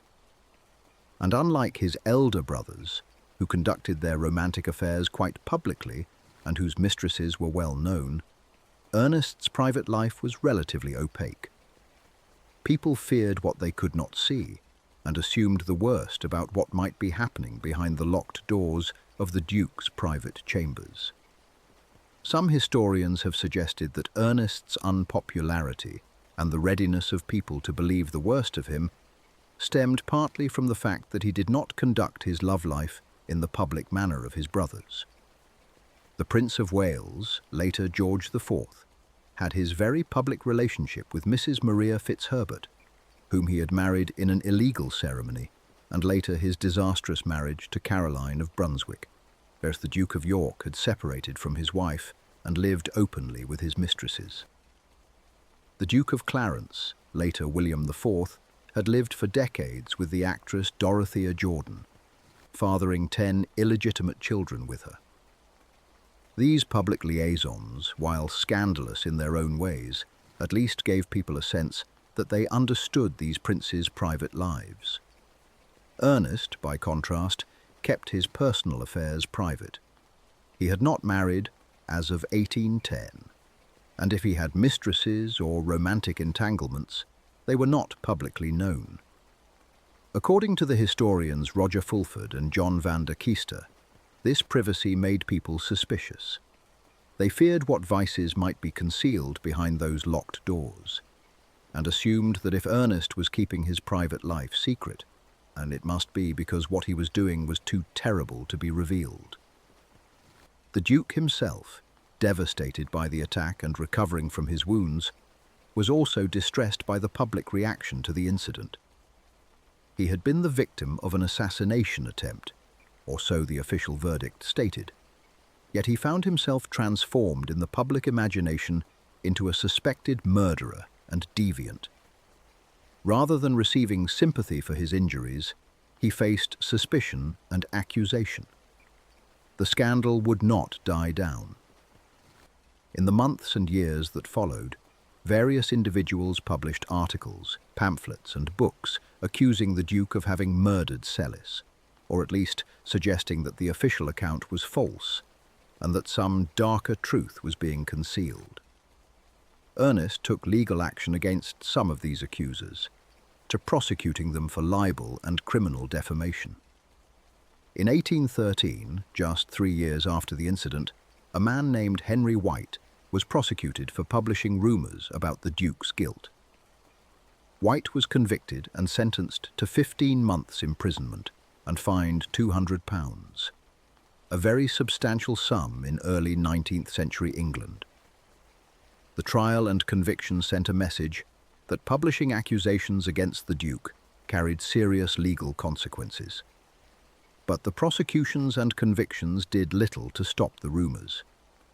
In 1832, more than 2 decades after Sellis's death, a pamphleteer named Joseph Phillips published material stating that the general opinion was that His Royal Highness had been the murderer of his servant Sellis. The Duke, now 61 years old, and having endured decades of suspicion and rumour, brought another libel prosecution against Phillips. The trial was brief. The jury heard the evidence and found Phillips guilty without even retiring to deliberate. Phillips was sentenced to 6 months' imprisonment. The jury's quick verdict suggests that they believed the Duke's account and considered Phillips's accusations to be clearly libelous. But even this decisive legal victory could not undo the damage that had been done to Ernest's reputation over the years. The truth of what happened in the early hours of May 31st, 1810, will never be known with absolute certainty. We have the official verdict of the coroner's jury, based on sworn testimony and physical evidence. We have the Duke's own account, but given under circumstances that would have made lying extremely risky. If his account could have been contradicted by physical evidence or by the testimony of other witnesses, he would have been exposed. We have no concrete evidence that supports the alternative theories beyond speculation and innuendo. What we can say is that Joseph Sellis did have some grievances or conflicts in the months before his death. According to testimony given at the inquest, Sellis had previously expressed complaints about how the Duke treated him, though the specifics of these complaints were not detailed. There may have been tensions between Sellis and Neil, the Duke's other valet, over their respective positions in the household, or over the Duke's favour. Sellis's wife, in the aftermath of the incident, made statements suggesting that Neil had been interfering with the Duke's financial accounts or expense reports. It is possible, though we cannot know for certain, that Sellis, suffering from mental illness or driven by grievances, real or imagined, did attack the Duke in a fit of madness, and then, realizing what he had done and knowing that he would face terrible consequences, took his own life in despair. This would be consistent with the official verdict and with the physical evidence. It is also possible that something more complex happened that night, that there were personal relationships or conflicts we do not understand, that events unfolded in ways that left evidence that could be interpreted in multiple ways, and that the full truth was known only to those who were there and who took that truth to their graves. As what is certain is that the Sellis Affair destroyed whatever positive reputation Ernest had managed to build through his military service. From 1810 forward, he was, in the eyes of much of the British public, a figure of dark suspicion. The most unpopular of King George III's sons became even more unpopular. The man with the scarred face and damaged eye now carried an additional mark, the stain of suspected murder, a mark that no legal verdict could fully remove. But the Sellis Affair was not the only scandal that would attach itself to Ernest's name during these difficult years. Another set of rumours, even more disturbing in their implications, concerned Ernest's relationship with his younger sister, Princess Sophia. Princess Sophia had been born on the 3rd of November, 1777, thus making her 6 years younger than Ernest.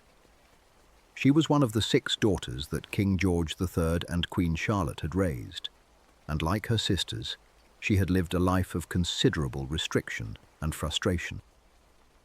The King and Queen, particularly as the King's mental health deteriorated, kept their daughters close to home, rarely allowing them to marry or to establish independent lives.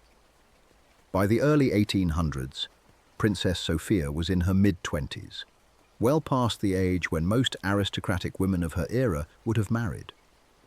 She lived under the supervision of her parents, with limited opportunities for social interaction beyond her immediate family and the very restricted circle of people who were permitted to visit the royal family. For a woman of intelligence and spirit, this must have been an intensely frustrating existence. Rumours began to circulate that Princess Sophia had given birth to an illegitimate child in the year 1800. The evidence for this claim is murky and largely circumstantial. No official record exists of Princess Sophia having a child, and the royal family certainly did not acknowledge any such birth. However, various contemporary accounts and private correspondence contain hints and suggestions that something significant happened to Princess Sophia around this time, possibly a pregnancy and childbirth that were concealed from public view. If Princess Sophia did have an illegitimate child, the most likely father was Lieutenant Colonel Thomas Garth, an equerry to the king, a military officer who served as a personal aide and attendant to the monarch, as Garth was considerably older than Princess Sophia, and he held a position of trust and access within the royal household. He was widely believed to have been Princess Sophia's lover, and a boy named Thomas Garth, born around 1800, was generally acknowledged in private circles to be Princess Sophia's son, though this was never officially confirmed. The rumours that Ernest was somehow involved in this scandal, however, took a darker turn. Some whispered accounts suggested that Ernest's affection for his sister was unhealthily intense, a coded way of implying incestuous attraction or an inappropriate romantic relationship. According to some versions of these rumours, the Prince Regent, Ernest's eldest brother, the future George IV, supposedly warned his sisters not to be alone in the same room with the Duke of Cumberland, as implying that Ernest posed some kind of threat or danger to them. The darkest version of these rumours suggested that Ernest, not Thomas Garth, was the father of Princess Sophia's alleged illegitimate child. This accusation combined several scandalous elements: illegitimacy, royal misconduct, and most seriously, incest, one of the gravest moral and religious taboos of the era. If such an accusation had been proven true, it would have destroyed Ernest completely, and might even have threatened his position in the line of succession or his membership in polite society. Modern historians, examining the evidence carefully, have generally concluded that there is little or no credible basis for the rumours connecting Ernest romantically or sexually with Princess Sophia. The most likely father of her alleged child was Thomas Garth, whose relationship with the princess was widely suspected at the time. The rumours connecting Ernest to the scandal appear to have been largely the product of his political enemies and the sensation-seeking press, combined with a public that was already predisposed to believe the worst about him after the Sellis Affair. Nevertheless, these rumours circulated widely and added another layer to the accumulation of scandal that surrounded Ernest. In an era when family honour and sexual propriety were matters of intense social concern, the mere suggestion of incest, even if utterly false, was enough to cause lasting damage to one's reputation. Ernest found himself accused of virtually every form of moral depravity imaginable: murder, homosexuality, adultery, and now incest. That none of these accusations were ever proven in any legal proceeding mattered less than the fact that they were widely believed and repeated. Ernest's relationship with Princess Sophia, whatever its true nature, apparently involved genuine affection. When Princess Sophia died in 1848, Ernest, by then King of Hanover, was reportedly genuinely distressed by her death. This emotional reaction could reflect the grief of a brother who had lost a sister he loved, or it could reflect the sadness of someone who had seen a family member's life marred by unhappiness and restriction. But hostile contemporaries and later scandalmongers interpreted even this grief as somehow confirming the darker rumours about their relationship. The year 1813 brought yet another scandal, although this one was more political than personal. Ernest became embroiled in an election controversy in the town of Weymouth, following the general election of 1812. The specific details of what Ernest did or was accused of doing in connection with this election are not fully documented in surviving historical records. But the incident apparently involved accusations that he had attempted to improperly influence the electoral process or interfere with the free exercise of the franchise. Electoral corruption and aristocratic influence over elections were common features of British political life in the early 19th century, but they were also increasingly controversial. Reform-minded politicians and newspapers frequently criticised such practices, and those accused of particularly egregious interference could find themselves facing public censure or even legal consequences. For Ernest, already burdened with the scandals of the Sellis Affair and the Princess Sophia rumours, any additional controversy only added to his reputation as someone who operated outside the bounds of proper behaviour. The Weymouth incident reinforced the perception that Ernest was willing to use his position and influence inappropriately, that he cared more about advancing his political interests than about following proper procedures or respecting the rights of others. The years following 1810 saw a steady accumulation of minor scandals, rumours and incidents that kept Ernest's name associated with controversy. In 1829, our newspapers reported that the Duke had been thrown out of Lord Lyndhurst's house after allegedly assaulting Lyndhurst's wife, Sarah. Whether this incident actually occurred as reported, or whether it was exaggerated or entirely fabricated, we cannot know with certainty. But the fact that such a story could be published and widely believed speaks to how thoroughly Ernest's reputation had been damaged. In early 1830, another scandal erupted involving Lord Graves, who served as Ernest's Lord of the Bedchamber and Comptroller of his household. Newspapers began printing articles hinting that Ernest was having an affair with Lady Graves, Lord Graves's wife. Lady Graves was described as a mother of 15 children and past the age of 50, details that were presumably included to emphasize the alleged unseemliness of the supposed affair.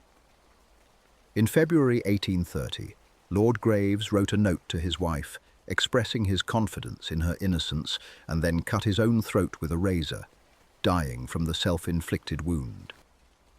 An inquest determined that Lord Graves had committed suicide, and the note he left behind appeared to exonerate both his wife and the Duke from any wrongdoing. However, 2 days after Lord Graves's death, the Times newspaper published an article drawing a connection between this suicide and the death of Joseph Sellis 20 years earlier. The implication was clear. The Duke of Cumberland was somehow responsible for both deaths, that some pattern of murderous or scandalous behaviour connected these two instances of violent death in the Duke's household. After being shown Lord Graves's suicide note, which apparently made clear that the Duke and Lady Graves were not having an affair, and that Lord Graves's despair stemmed from other causes, the Times withdrew its implication of a connection between the two deaths. But the damage had been done. Many readers believed that there must be some truth to the newspaper's original suspicion, that where there was smoke, there must be fire. The accumulation of these scandals, rumours, and suspicious incidents created an atmosphere around Ernest that was nearly impossible to dispel. He himself later stated, with considerable bitterness, that he had been accused of every crime in the Decalogue, meaning every one of the 10 Commandments. This was only slight hyperbole. Murder, adultery, homosexuality, incest, bearing false witness. Ernest found himself accused, at various times, of nearly every serious moral and criminal offence that Victorian society could imagine. The Duke of Wellington, in a private conversation with the diarist Charles Greville, related what King George IV had supposedly said about his brother Ernest's unpopularity. There was never a father well with his son, or husband with his wife, or lover with his mistress, or a friend with his friend, that he did not try to make mischief between them. This characterization painted Ernest as a malicious troublemaker, someone who delighted in sowing discord and destroying relationships out of some perverse pleasure or spite. Whether this assessment was fair, or whether it represented the prejudices and suspicions that had come to surround Ernest, is difficult to say. What is clear is that by the early 1830s, Ernest Augustus, Duke of Cumberland, had become, according to the historian Anthony Bird, the most unpopular man in England. His military service and his courage in battle were forgotten or dismissed. His political convictions were seen as reactionary and dangerous, and the various scandals that had attached themselves to his name created an image of a sinister and threatening figure, someone to be feared and shunned rather than honoured and respected. In May of 1813, while Ernest was visiting his maternal uncle, Duke Charles II of Mecklenburg-Strelitz, in the town of Neustrelitz, something unexpected happened. Ernest met and fell in love with his first cousin, Princess Frederica of Mecklenburg-Strelitz. This meeting, and the romance that developed from it, would lead to the one genuinely happy and successful relationship in Ernest's often troubled life. But it would also spark new controversies and add yet another scandal to the collection that already surrounded him. To understand the significance of this romance and the obstacles it would face, we must first understand who Frederica was and what her life had been like before she met Ernest. Princess Frederica had been born on the 3rd of March, 1778, making her 7 years younger than Ernest. She was the 5th daughter of Duke Charles II of Mecklenburg-Strelitz and his first wife, Frederica of Hesse-Darmstadt. Frederica's childhood had been marked by tragedy and displacement. Her mother died when she was young, and her father remarried. But her stepmother also died, leaving Duke Charles as a twice-widowed father, struggling to raise a large family of daughters and sons. Recognizing that he could not provide proper care and education for so many children on his own, Duke Charles made the decision to send Frederica and her elder sisters, Charlotte, Therese, and Louise, to live with their maternal grandmother, Princess Maria Louise of Hesse-Darmstadt. This grandmother proved to be a wise and caring guardian. She selected an excellent Swiss teacher named Salomé de Gellieu to educate the young princesses. And under Mademoiselle de Gellieu's tutelage, the girls received an education that was unusually thorough for women of their era. They learned languages, literature, history, music, and the various accomplishments expected of well-bred young ladies. Later, Duke Charles also sent his surviving sons, George and Charles, to be raised by their grandmother, gathering his scattered children into one household where they could receive proper supervision and education. But Duke Charles was also anxious to arrange advantageous marriages for his daughters. As the ruler of a small German principality, he needed to use his family connections to strengthen his position and to ensure the future security and prosperity of his house. His sister was Queen Charlotte of Great Britain, wife of King George III, which gave Duke Charles a valuable connection to one of Europe's most powerful royal families. Another cousin, Queen Frederica Louisa, was married to King Frederick William II of Prussia, providing another important connection to Prussian power. Duke Charles used these connections to arrange marriages for his daughters. In 1793, when Frederica was only 15 years old, she was married to Prince Louis Charles of Prussia, a member of the Prussian royal family.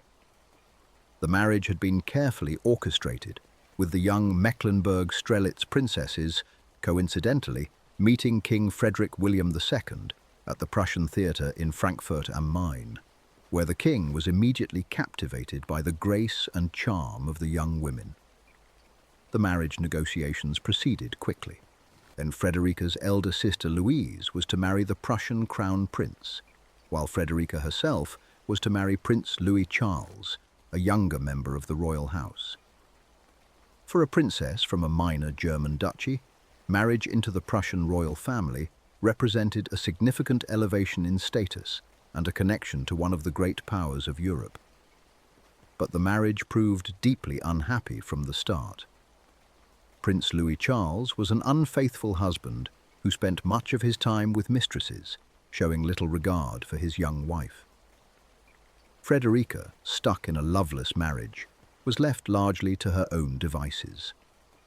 There were even rumors, never confirmed, that Frederica had conducted an affair with Louis's uncle, Prince Louis Ferdinand of Prussia, and though whether these rumors had any basis in fact or were simply malicious gossip is impossible to determine at this distance in time. The marriage did produce 3 children in as many years, demonstrating that Frederica and Louis Charles did fulfill at least the reproductive expectations of royal marriage. But beyond this biological reality, the marriage provided Frederica with little happiness or fulfillment. She was trapped in a gilded cage, married to a man who cared nothing for her, living in a foreign court where she had few genuine friends or allies. Prince Louis Charles died, leaving Frederica a widow at a relatively young age.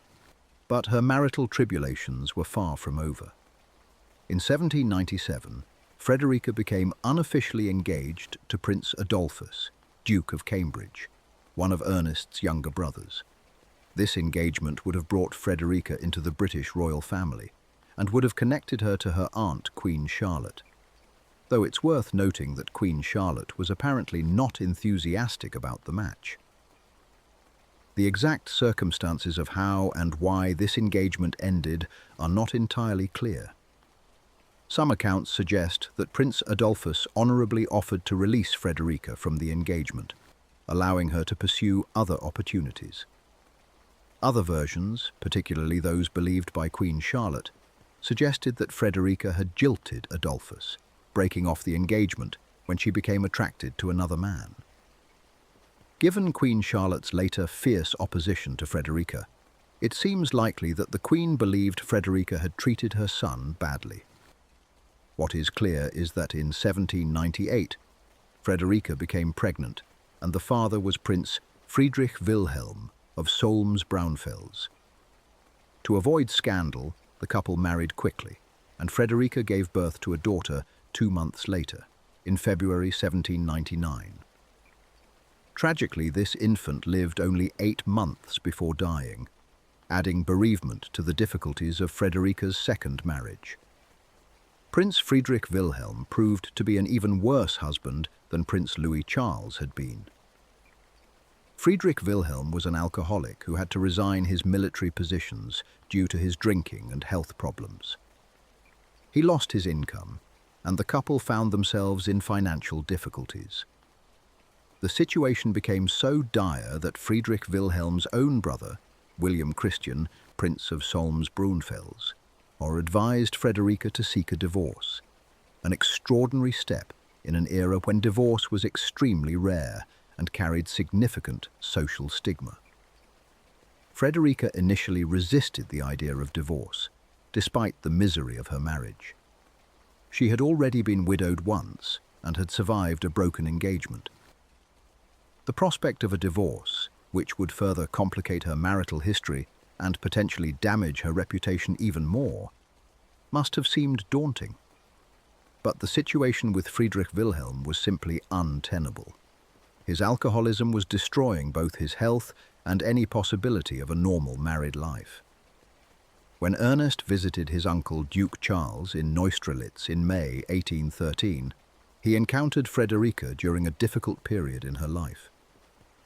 She was trapped in a terrible marriage, financially insecure and facing an uncertain future.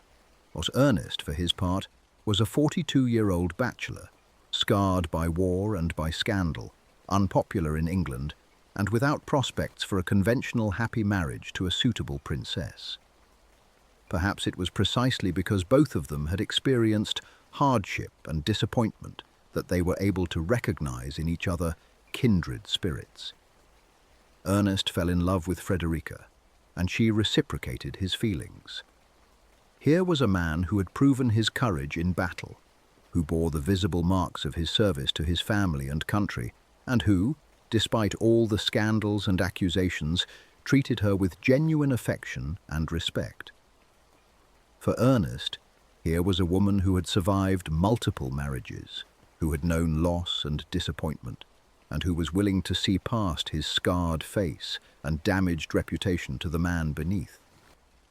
Duke Charles, Frederica's father, recognized the opportunity that Ernest's interest presented.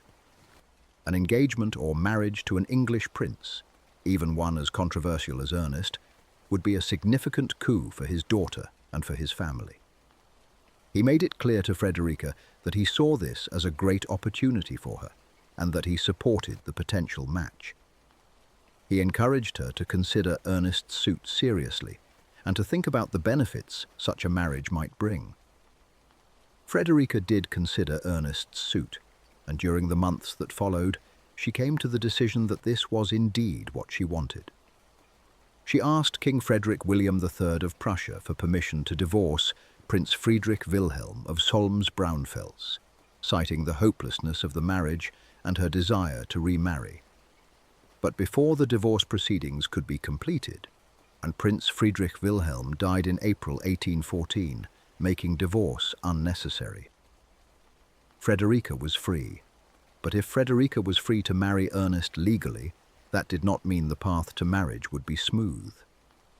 One formidable obstacle stood in their way: Queen Charlotte, Ernest's mother, and Frederica's aunt. Queen Charlotte's opposition to the marriage was fierce, implacable, and grounded in what she saw as Frederica's completely unsuitable character and history. From Queen Charlotte's perspective, Frederica represented everything improper and questionable in a potential daughter-in-law. Frederica had already been married twice to two different men. She had borne children in both marriages. She had been involved, at least according to some rumors, in a romantic relationship with Prince Adolphus that had ended badly. She had become pregnant out of wedlock, forcing a hasty marriage to avoid scandal. She carried with her a trail of complicated marital history that would inevitably raise eyebrows and invite gossip. Moreover, Frederica's involvement with Prince Adolphus particularly rankled Queen Charlotte. Whether Frederica had jilted Adolphus, or whether the engagement had ended by mutual agreement, Queen Charlotte believed that her niece had treated her son badly and had shown poor judgment and questionable morals by becoming pregnant by another man while engaged or recently unengaged to a British prince. To Queen Charlotte, the prospect of Ernest marrying this woman was simply intolerable. She had raised her sons to understand their duties and to maintain the dignity of the royal family. For Ernest to marry a twice-widowed woman with such a complicated past seemed to Queen Charlotte to be a dereliction of his duty to the family and a guarantee of further scandal and controversy. Ernest's reputation was already damaged. Why compound the problem by marrying someone whose own reputation was questionable? Queen Charlotte made her opposition clear in the strongest possible terms. She refused to give her blessing to the match. She made it known that if Ernest proceeded with the marriage, she would not receive Frederica at court, would not acknowledge her as a proper daughter-in-law, and would not attend any wedding ceremony. For a mother to so completely reject her son's choice of bride was extraordinary and spoke to the depth of Queen Charlotte's disapproval. Despite his mother's opposition, Ernest was determined to marry Frederica. This determination speaks to the genuine strength of his feelings for her.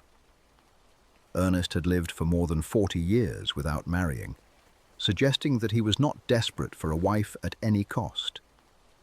He had endured scandal and unpopularity without seeking solace in marriage.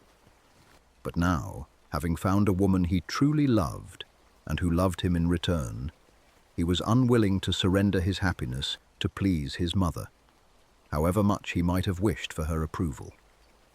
The marriage required the permission of the Prince Regent, Ernest's eldest brother, who was by this time effectively ruling Britain due to King George III's incapacitating mental illness.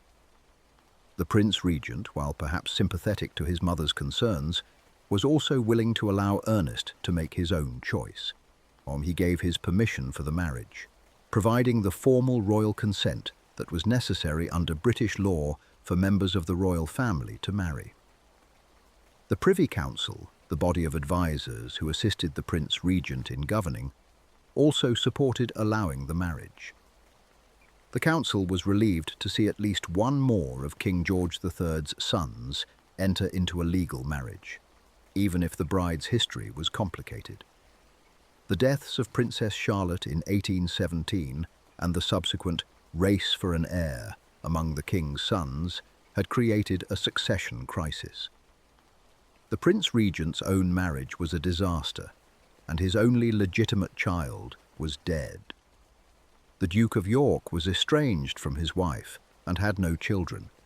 Any legitimate grandchildren of King George III who might secure the succession were welcome, and regardless of which prince fathered them, or whom he married. On the 29th of May, 1815, Ernest and Frederica were married at the parish church of Neustrelitz in Mecklenburg. The ceremony took place in Germany, far from Queen Charlotte's direct oversight and from the critical eyes of London society. It was a smaller, more intimate affair than a royal wedding in London would have been, but it was nonetheless a proper and legal marriage, conducted according to the rites of the church and with all necessary permissions and formalities. Some time later, the couple travelled to England. On the 29th of August, 1815, they went through a second marriage ceremony at Carlton House in London.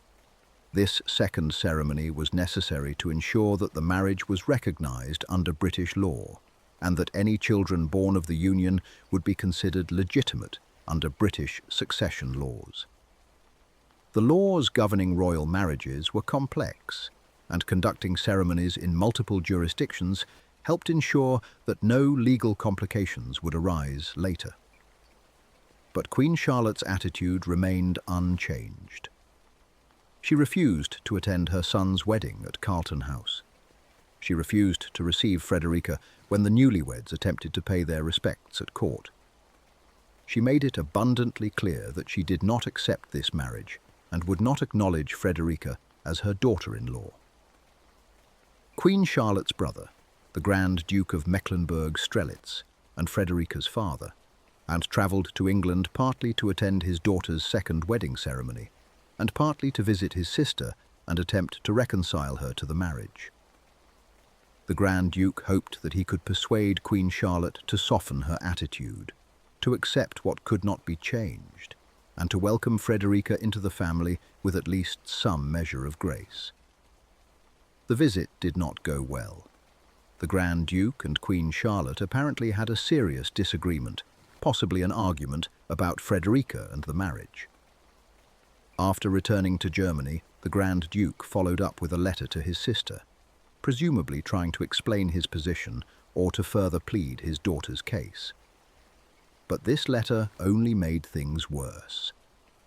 Queen Charlotte found the letter deeply offensive, and later describing it as offensive and so insulting to my feelings as a mother and a woman. The rift between brother and sister became complete. Queen Charlotte never saw her brother again, and the estrangement lasted until her death in 1818. For Frederica, this meant that she would never be reconciled with her aunt and mother-in-law, that she would always stand outside the full embrace of the British royal family, and that she would be marked as someone whose marriage the Queen had found unacceptable. Queen Charlotte's opposition was not the only difficulty the newlyweds faced. Parliament, reflecting both the Queen's disapproval and general hostility toward Ernest, refused to increase his annual allowance to help support his new wife and his household expenses. When royal princes married, it was customary for Parliament to vote them additional funds to help cover the costs of maintaining a married establishment, supporting a wife, and eventually raising children. But in Ernest's case, Parliament declined to provide this customary increase. This refusal was partly practical. Britain was struggling with the enormous debts accumulated during the Napoleonic Wars, and Parliament was in no mood to be generous with public funds. But it was also partly punitive, reflecting the unpopularity of the Duke of Cumberland and Parliament's disapproval of his choice of bride. By refusing to increase his allowance, Parliament was sending a message. We do not approve of this marriage, and we will not facilitate it with public money. The financial situation was genuinely difficult for Ernest and Frederica. While Ernest's existing allowance of £18,000 per year was substantial, it was barely sufficient to maintain the lifestyle expected of a royal duke, even when he was a bachelor. Adding a wife meant additional expenses for her wardrobe, her personal servants, her social obligations, and eventually potentially for children and their upbringing and education.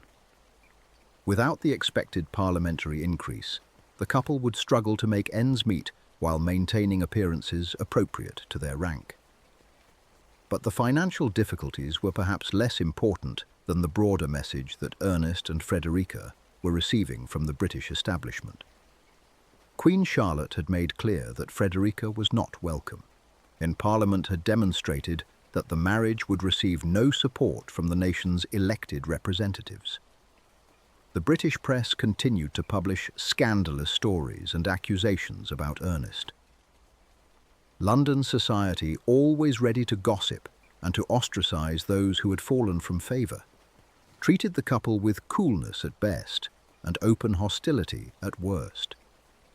Faced with this situation, Ernest and Frederica made the decision to leave England. In 1818, 3 years after their marriage, the couple moved to Germany, settling primarily in Berlin. This was voluntary exile, a decision to remove themselves from an environment that had become simply too hostile and too unpleasant to bear. In Germany, they hoped they might find a more accepting society, lower living costs that would make their limited income more adequate, and the possibility of living their lives with less constant scrutiny and criticism.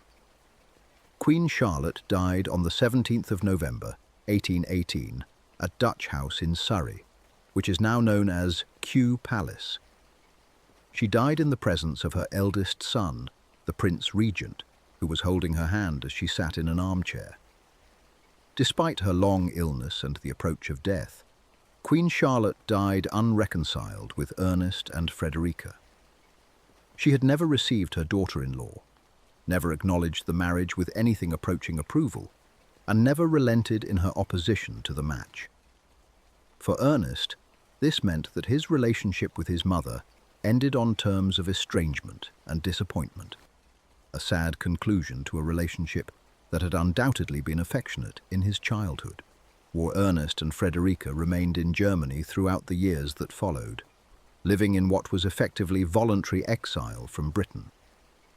They maintained a household appropriate to their rank, participated in the social life of German courts, and built a life together far from the scandals and hostility that had marked their existence in England. Despite the controversies that had surrounded their marriage, Ernest and Frederica's union proved genuinely happy. They were devoted to each other, and their relationship was marked by affection, mutual support, and genuine partnership. Whatever the outside world might think of their marriage, within their own household, they found the domestic happiness that had eluded both of them in their earlier lives. In January 1817, Frederica gave birth to a daughter, Princess Frederica of Cumberland. The birth of a child would have brought great joy to the couple, and the baby represented the possibility of continuing the family line and providing Ernest with the heir that would be important for his eventual succession to various titles and positions.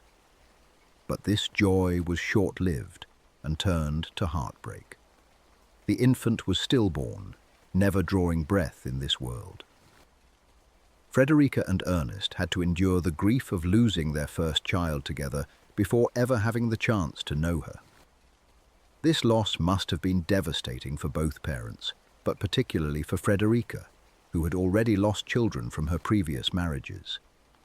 The experience of pregnancy, the anticipation of a new baby, and then the cruel disappointment of a stillbirth would have taken a terrible emotional toll.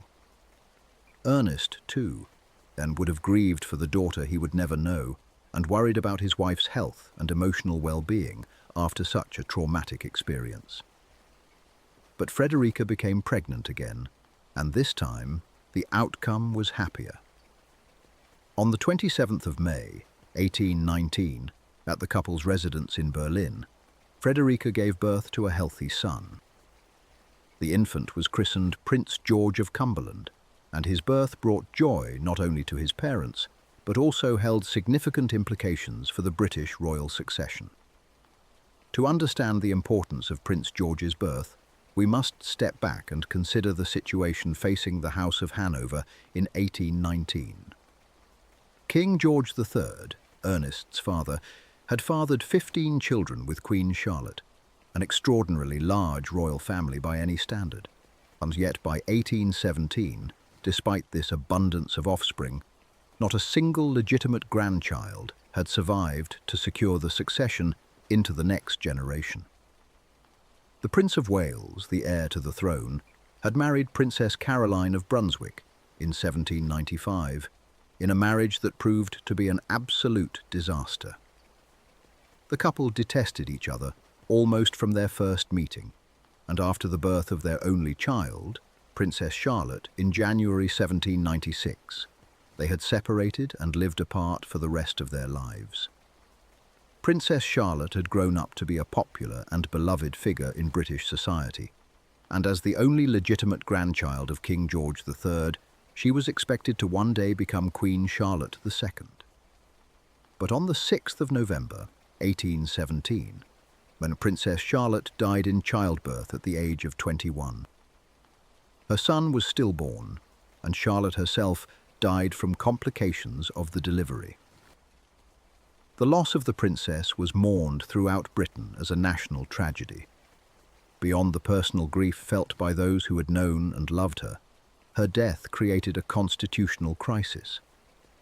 King George III, despite having fathered 15 children, now had no legitimate grandchildren at all.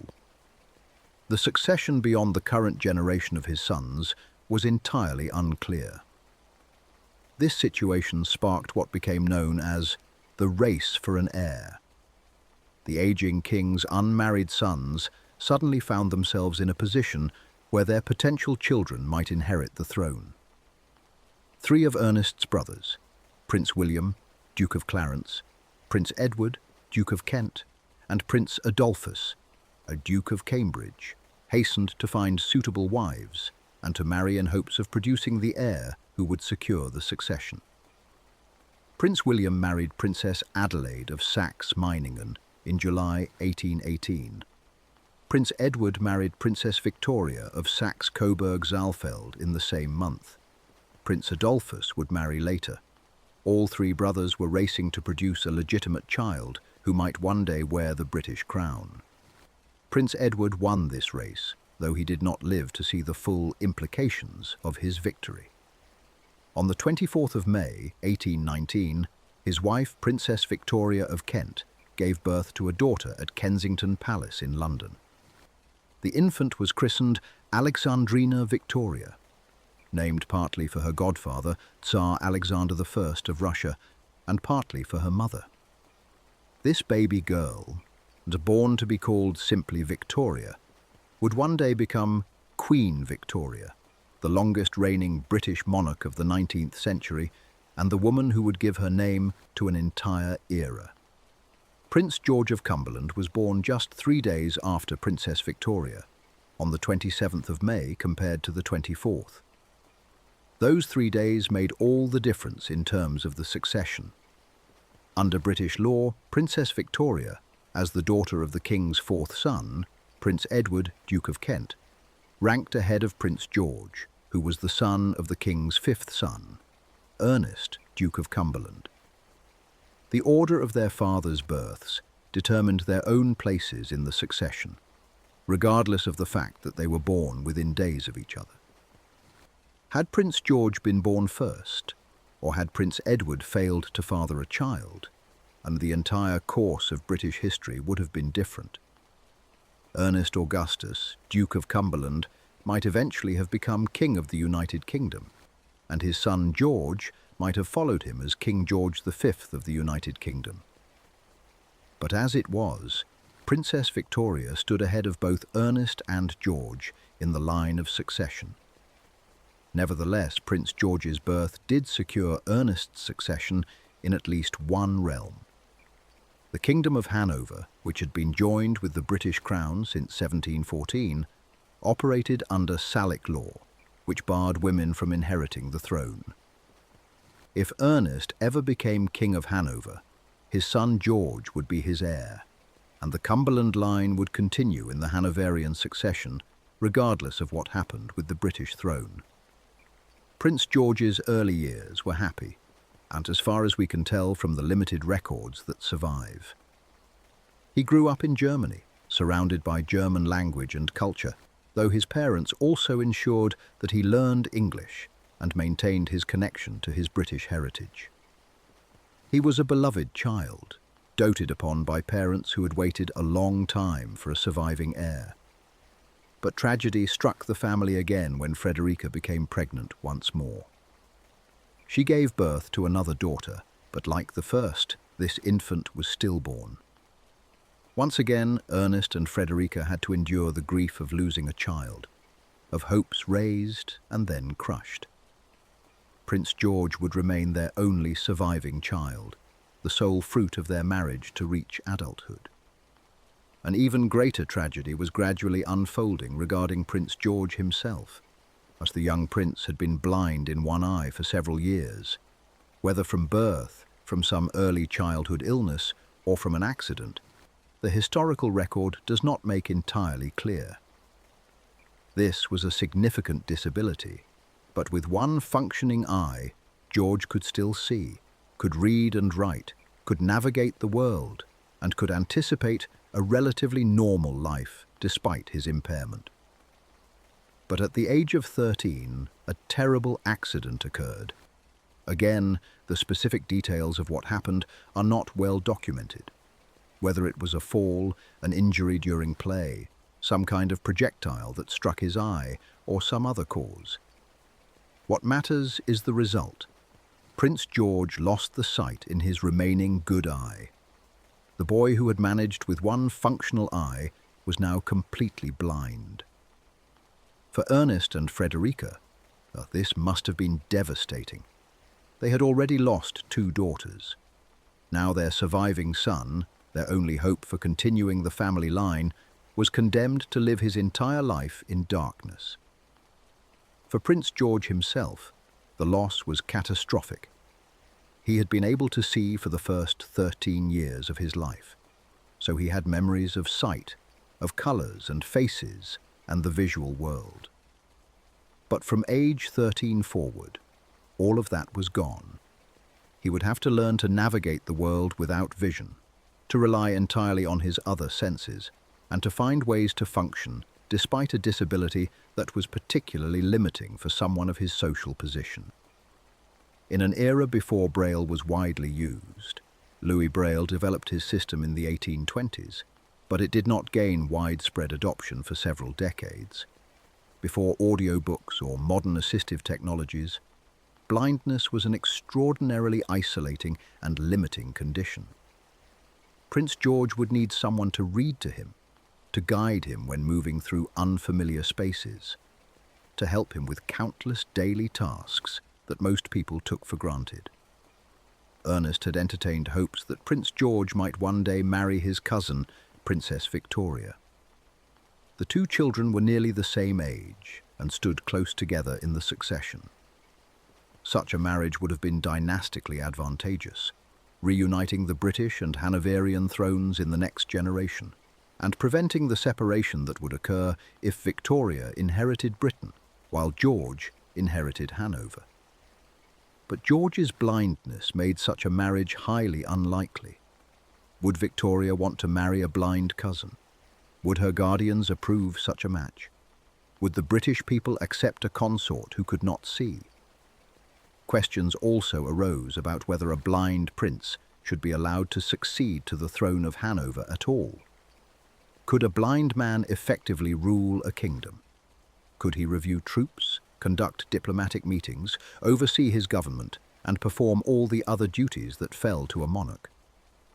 These questions would not be definitively answered until Ernest's death, when George did indeed succeed as King George V of Hanover, and proved that despite his blindness, he was capable of ruling effectively. But in the 1820s and 30s, as George was growing from a blind teenager into a blind adult, these questions must have weighed heavily on Ernest's mind. Throughout these years of exile in Germany, Ernest maintained his connection to British political life. He retained his seat in the House of Lords, and when he was in England, which he visited occasionally, though he no longer maintained a permanent residence there, he continued to participate in parliamentary debates and to advocate for his political principles. Ernest's political views had not moderated during his years abroad. If anything, his time away from England had reinforced his conviction that he was right and that the forces pushing for political and social change were dangerously misguided. He remained implacably opposed to Catholic emancipation, to parliamentary reform, to anything that threatened to alter the traditional structure of British society and government. When major political battles loomed in Parliament, Ernest made the journey to England to participate in the debates and to cast his votes. His voice remained influential among the Conservative Tories, and his determination and consistency, some might say his stubbornness, made him a figure that both allies and opponents had to take seriously.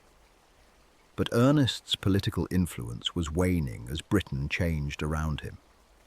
The old Tory establishment that had dominated British politics for so long was weakening. The forces of reform were gaining strength, driven by the growing industrial middle class, by the spread of liberal ideas, by the example of political changes in other countries, and by the simple, practical recognition that Britain's political system needed to adapt to changing realities. Ernest stood as a bulwark against these changes, a last defender of the old order. But even the most determined defender cannot hold back the tide forever. The battles over Catholic emancipation and parliamentary reform would ultimately end in Ernest's defeat, as we shall see. But before those defeats came, Ernest would fight with every ounce of his considerable will to prevent the changes he saw as catastrophic. In 1817, Ernest took on a role that would come to define much of his political identity during the 1820s and would ultimately contribute to some of the most damaging accusations ever made against him. He was elected Grand Master of the Orange Order in Ireland, the largest and most influential Protestant fraternal organisation in the British Isles. The Loyal Orange Institution, commonly known as the Orange Order, had been founded in County Armagh in Ireland in 1795, as during a period of intense sectarian conflict between Catholics and Protestants. Named after King William of Orange, the Protestant William III, who had defeated the Catholic king James II in the Williamite-Jacobite War of 1689 to 1691, the Orange Order was dedicated to maintaining Protestant political and social supremacy in Ireland and throughout the British Isles. The order organised itself into lodges, similar to Masonic lodges, with elaborate rituals, oaths of loyalty, and a hierarchical structure. Members, known as Orangemen, pledged to defend Protestant interests, to maintain loyalty to the Crown, and to resist any attempt to restore Catholic political power. The order held annual marches and demonstrations, particularly on the 12th of July, as commemorating William of Orange's victory at the Battle of the Boyne in 1690.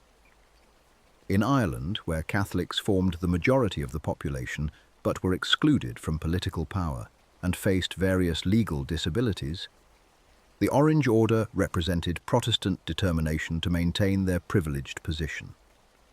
The order was strongest in Ulster, the northern province where a large Protestant population lived, alongside the Catholic majority found elsewhere on the island. Orange marches and demonstrations often led to sectarian tensions and sometimes to violence between Protestant Orangemen and Catholic opponents. For Ernest, leadership of the Orange Order provided an organisational base and a popular following for his opposition to Catholic emancipation, as the order had thousands of members throughout Ireland and significant numbers in England and Scotland as well. These men looked to Ernest for leadership, and their loyalty gave him political influence that extended beyond his position as a royal duke and member of the House of Lords. Ernest took his role as Grand Master seriously. He was not merely a figurehead, but an active leader who attended Orange meetings, corresponded with lodge leaders throughout Ireland, and worked to coordinate the order's political activities. He saw the Orange Order as a crucial bulwark against what he perceived as the Catholic threat to British liberty and Protestant ascendancy. In 1827, Ernest was also elected Grand Master of the Orange Order in England. making him the leader of the entire British Orange movement.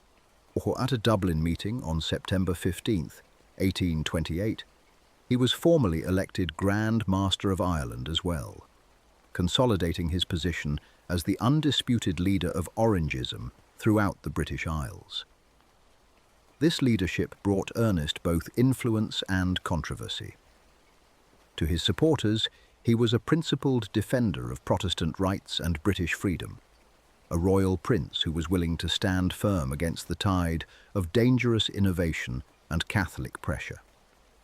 To his opponents, he was a reactionary bigot who promoted religious hatred and sectarian division, who stood in the way of justice for Ireland's Catholic majority, and who used his royal position to advance intolerant and divisive policies.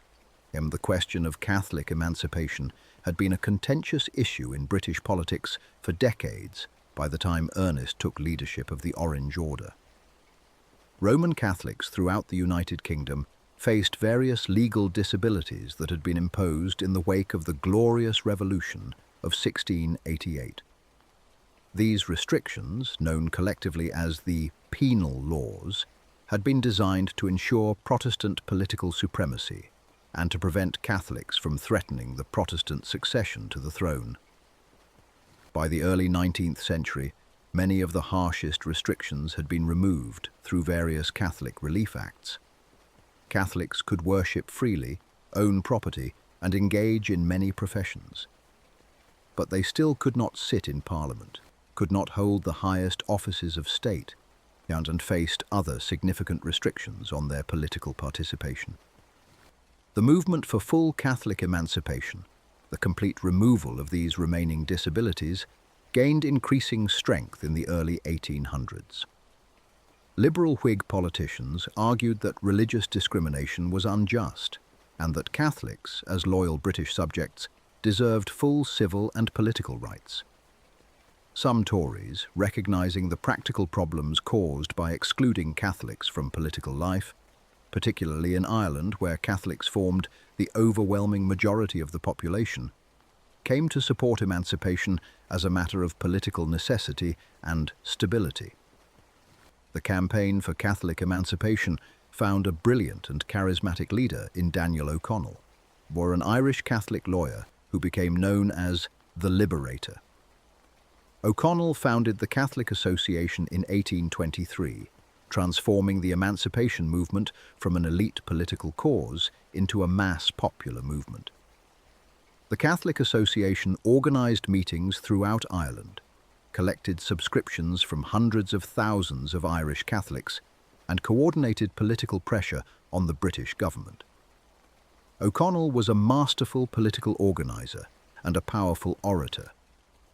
He held monster rallies that drew crowds of more than 100,000 people, demonstrating the massive popular support for Catholic emancipation.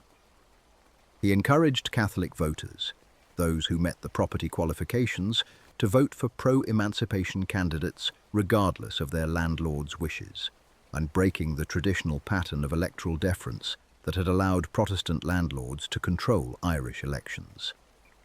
Ernest viewed O'Connell and the Catholic Association with alarm and hostility.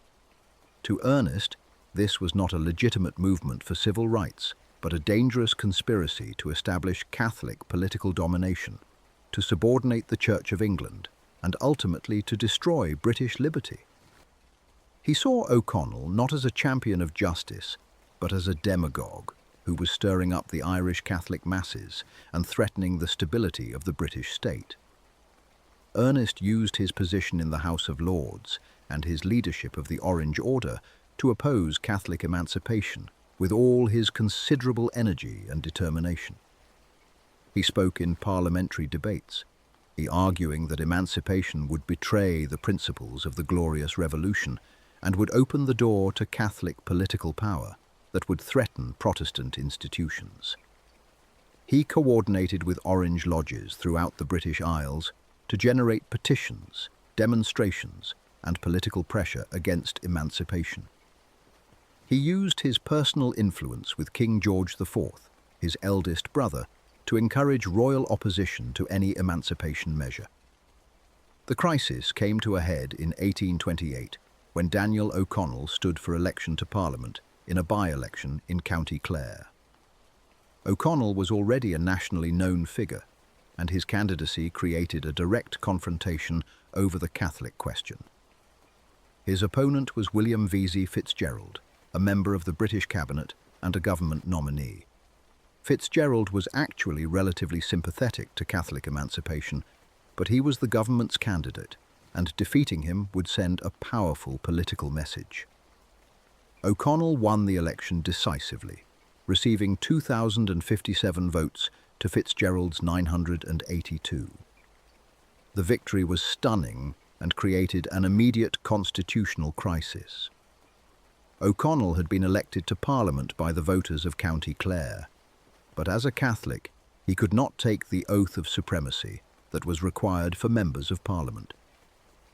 This oath required denying the spiritual and temporal authority of the Pope and affirming various Protestant doctrines that no Catholic could in good conscience accept.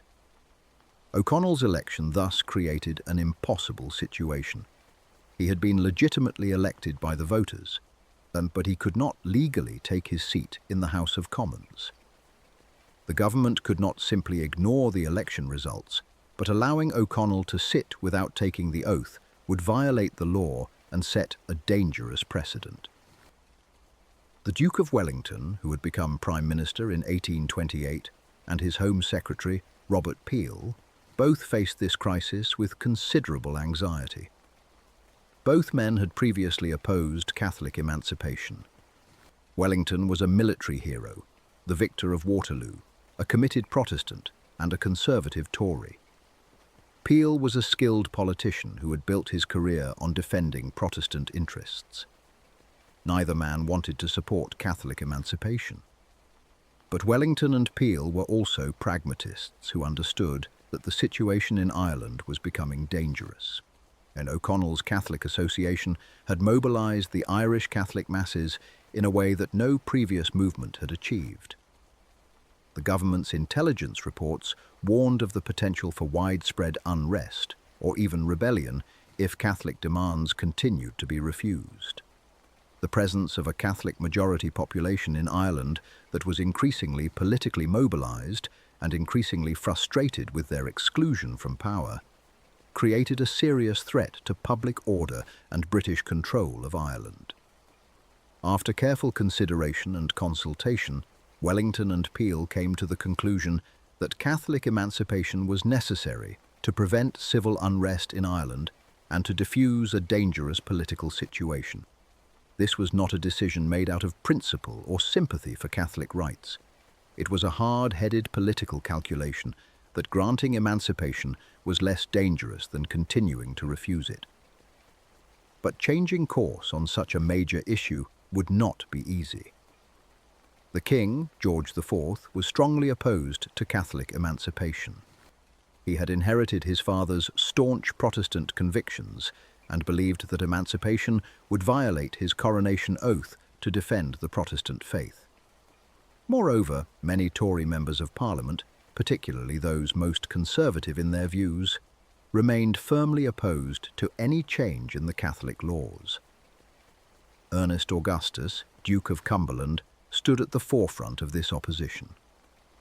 When he learned that Wellington and Peel were considering support for Catholic emancipation, he was horrified and furious. This represented a complete betrayal, in Ernest's view, of the principles that defined the Tory party and the British Constitution. He immediately set to work to prevent this catastrophe. Ernest used every ounce of influence he possessed to oppose the Catholic Relief Bill. He spoke repeatedly in the House of Lords, making passionate speeches defending Protestant ascendancy and warning of the dire consequences that would follow from Catholic emancipation. He coordinated with Orange lodges throughout Britain and Ireland to organise petitions and demonstrations against the measure. He met with sympathetic members of Parliament, encouraging them to stand firm against Wellington and Peel's apostasy. Most importantly, Ernest used his personal relationship with King George IV to pressure the king to oppose the Catholic Relief Bill. As the king's brother and a trusted conservative voice, Ernest had regular access to George IV and could argue his case directly to the sovereign. Ernest worked tirelessly to convince his brother that granting Catholic emancipation would be a betrayal of their father's legacy, a violation of the king's sacred duty to defend the Protestant faith, and a catastrophic political mistake. For a time, Ernest's efforts seemed to succeed. King George IV, influenced by his brother's arguments and his own deeply held Protestant convictions, withdrew his support from Wellington's government. Without the king's support, Wellington felt he could not continue in office, and the government resigned. Ernest had achieved a remarkable political victory. He had brought down the government of the Duke of Wellington, one of the most powerful and prestigious politicians in Britain, over a matter of principle. But this victory proved short-lived and ultimately hollow. Ernest did not have enough support among politicians to form an alternative government composed of radical Tories who shared his uncompromising opposition to Catholic emancipation. The political arithmetic simply did not work. Most members of Parliament, while perhaps uncomfortable with Catholic emancipation, were not willing to risk civil unrest in Ireland or to maintain an indefinite political crisis over the issue. The Duke of Wellington was quickly recalled to office. The king, grudgingly and with great reluctance, agreed to support the Catholic Relief Bill after Wellington threatened to resign permanently if the king continued to oppose it. Wellington argued with considerable force that the alternative to emancipation was not the status quo, but civil war in Ireland. Faced with this choice, even George IV recognized that he had to accept emancipation, however much he detested it. The Roman Catholic Relief Act was passed by Parliament and received royal assent on the 13th of April, 1829. The Act removed most of the remaining substantial restrictions on Roman Catholics throughout the United Kingdom of Great Britain and Ireland. Catholics could now sit in Parliament, hold most public offices, and enjoy nearly full civil rights. It was a landmark piece of legislation, as representing the culmination of decades of struggle for Catholic civil rights and marking a significant step toward religious equality in British law. For Ernest, it represented a crushing and humiliating political defeat. His most deeply held political principle, the maintenance of Protestant political supremacy, had been abandoned. The political battle to which he had devoted so much energy and for which he had expended so much of his influence had been lost. The Protestant ascendancy that he had fought to maintain had been substantially weakened, and there was nothing he could do to reverse the change. The Catholic Emancipation Act also brought with it another significant measure that was intended as a SOP to opponents of emancipation. The parliamentary elections, Ireland Act of 1829, which received royal assent on the same day as the Catholic Relief Act, substantially reduced the Irish electorate. The Act raised the property qualification for voting in Ireland from a rental value of 40 shillings per year to £10 per year, the same standard that applied in England. The result of this change was dramatic. More than 80% of Ireland's voters were disenfranchised, their right to vote taken away. This included many of the tenant farmers who had voted for Daniel O'Connell in the Clare by-election, demonstrating that their support for emancipation could overcome the traditional influence of their landlords. The sudden disenfranchisement of these voters meant that emancipation for Irish Catholics as a group came at the price of losing the vote for the vast majority of those who had fought for it. So this restriction was clearly intended to limit the political power that Catholics might exercise now that they could sit in Parliament. By reducing the number of Catholic voters, the government hoped to ensure that the political impact of emancipation would be limited. But this compensatory restriction did nothing to console Ernest or to vindicate his political position. The principle he had fought for, The maintenance of legal disabilities on Catholics had been abandoned, and no amount of restrictions on the franchise could change that fundamental fact. Ernest's involvement with the Orange Order continued after the Catholic Emancipation defeat, but it too would eventually bring him serious political difficulty and contribute further to the dark rumors about his intentions. By the early 1830s, the order was becoming increasingly controversial. Critics accused it of being a sectarian organization that promoted religious hatred and served as a tool for Tory political manipulation. In 1835, Parliament conducted an inquiry into Orangism, investigating the order's activities, its oaths, and its political influence. The inquiry concluded that the oaths of the Orange Order were illegal under British law and prohibited the order's demonstrations and parades. This was a serious blow to the organization and to Ernest's leadership of it. But worse was to come. In 1836, extraordinarily serious allegations were made in the House of Commons. Joseph Hume, a radical member of Parliament, accused the Orange Order of plotting to place Ernest Augustus, Duke of Cumberland, on the British throne in place of his niece, Princess Victoria. According to Hume's allegations, the Orange Lodges were prepared to rise in rebellion upon the death of King William IV and to attempt to put Ernest on the throne, passing over Princess Victoria on the grounds of her age, her sex, and her supposed incapacity to rule. This was an explosive accusation, tantamount to charging Ernest and the Orange Order with treason and seditious conspiracy. If true, it meant that Ernest was plotting to usurp the throne from the legitimate heir, that he was willing to use violence and rebellion to achieve his ambitions, and that he had been cultivating a private army through the Orange Lodges to support his coup. The House of Commons passed a resolution calling for the dissolution of the Orange Lodges throughout Great Britain. When the matter reached the House of Lords, where Ernest himself sat, the Duke had to defend himself against these grave accusations. He rose in the Lords and made a strong denial of any treasonous intent. Speaking of Princess Victoria, he declared, "I would shed the last drop of my blood for my niece." Ernest indicated that the Orange Lodge members were loyal subjects of the Crown who were willing to dissolve the lodges in Great Britain if that was what the government required. He insisted that neither he nor the order had any intention of opposing Victoria's succession or of fomenting rebellion against lawful authority. Following this controversy, the Orange Order was indeed dissolved in Great Britain in 1836, though it would eventually reorganize in later years after Ernest's death. Ernest resigned his position as Grand Master, ending his formal leadership of the organization. His connection with royalty, the fact that a prince of the blood royal had been Grand Master, came to an end. According to the historian Anthony Bird, this incident was the source of the widespread rumors that Ernest intended to murder Princess Victoria and take the British throne for himself.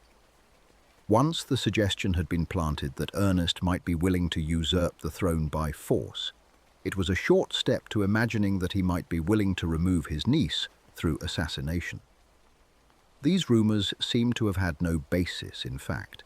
There is no credible evidence that Ernest ever plotted against Victoria or desired to see her harmed.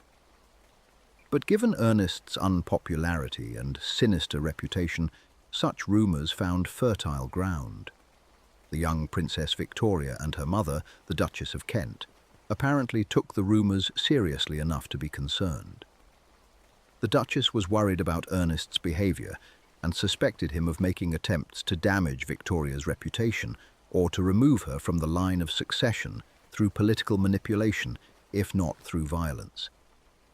The Duchess's protective attitude toward Victoria, which sometimes bordered on paranoia, may have been partly motivated by genuine fear of what Ernest might do.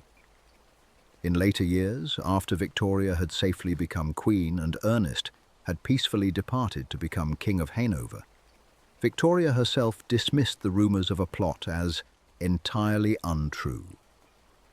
This suggests that Victoria, with the benefit of hindsight and personal knowledge of her uncle, did not believe that he had ever seriously threatened her. But the rumours had done their damage, adding yet another layer to the accumulated scandals and suspicions that surrounded Ernest Augustus, Duke of Cumberland. On the 20th of June, 1837, King William IV died at Windsor Castle at the age of 71. He had reigned for 7 years, succeeding his elder brother George IV in 1830. William's death had been expected. He had been in declining health for some time, but it nonetheless marked a significant transition in British and European history. William had no surviving legitimate children. He and Queen Adelaide had lost their infant daughters in early childhood, and while William had fathered 10 illegitimate children with his former mistress, the actress Dorothea Jordan, these children could not inherit the throne under British law. The crown therefore passed, according to the established line of succession, to King William's niece, Princess Victoria of Kent. On the morning of June 20th, Princess Victoria was awakened at Kensington Palace with the news that her uncle was dead and that she was now queen. At just 18 years old, having reached her majority only a month earlier on her birthday, May 24th, Victoria became Queen of the United Kingdom of Great Britain and Ireland. She would reign until her death in 1901, giving her name to an entire era, the Victorian Age, and becoming the longest reigning British monarch until Queen Elizabeth II surpassed her record in the 21st century. But while Victoria became Queen of the United Kingdom, she could not inherit the throne of Hanover. The Kingdom of Hanover, also which had been joined with the British crown in a personal union since 1714, when the Elector of Hanover became King George I of Great Britain, operated under Salic law. This ancient legal principle, derived from Frankish tradition, barred females from inheriting certain titles and thrones. Therefore, on the same day that Victoria became Queen of the United Kingdom, Ernest Augustus became King of Hanover. The personal union that had existed for 123 years came to an end. Britain and Hanover, which had been ruled by the same monarch since the early 18th century, now had different rulers and would follow separate paths. For Ernest, this represented a dramatic and unexpected change of fortune. He had been the Duke of Cumberland for 38 years, and living most of that time in the shadow of scandal and unpopularity, excluded from real power and relegated to the role of a controversial opposition figure. Now, at the age of 66, he suddenly found himself a monarch with actual authority to rule a kingdom. There is a perhaps apocryphal but nonetheless revealing story about this transition. According to one account, Ernest supposedly asked the Duke of Wellington what course he should take after Victoria's accession. Wellington supposedly replied with characteristic bluntness, "Go before you are pelted out," suggesting that Ernest should leave England quickly before public hostility forced him to flee in disgrace. The historian Anthony Bird dismisses this story as unlikely. Wellington, despite his political differences with Ernest, had always maintained proper respect toward members of the royal family, and he would probably not have spoken so insultingly to a prince who was now also a king. Moreover, Ernest had little real choice about what to do. As King of Hanover, he had to go to his kingdom as quickly as possible to take up his duties as ruler. Whether anyone wanted to pelt him out or not, his responsibilities required him to leave England for Hanover. One practical matter did need to be resolved before Ernest's departure. As Duke of Cumberland, he held a title in the British peerage and technically owed allegiance to the British sovereign, who was now his niece Victoria. Did Ernest, as a foreign sovereign in his capacity as King of Hanover, need to swear allegiance to Victoria in the House of Lords?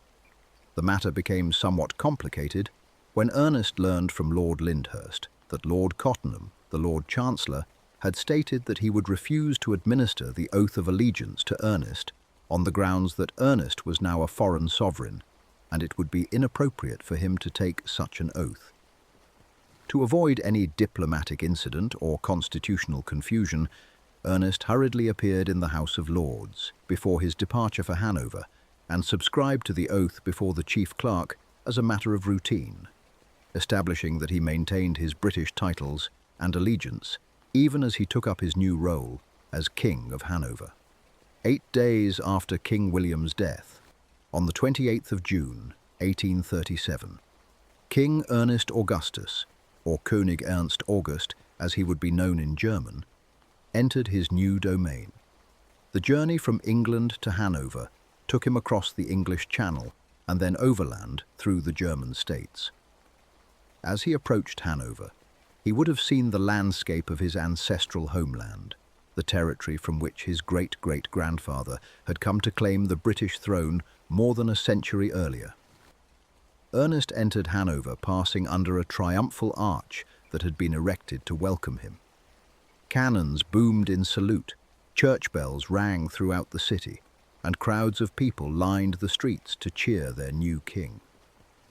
The Hanoverians were genuinely glad to have their monarch among them. For the first time in over a century, since George I had left Hanover to become King of Great Britain in 1714, Hanover would have a resident ruler, or a king who actually lived in the kingdom, rather than governing it through viceroys and administrators from distant London. The welcome was warm and enthusiastic. Many Hanoverians were of a liberal political perspective, and would have preferred that Prince Adolphus, Duke of Cambridge, who had served as viceroy and who was known for his relatively progressive views, become their king.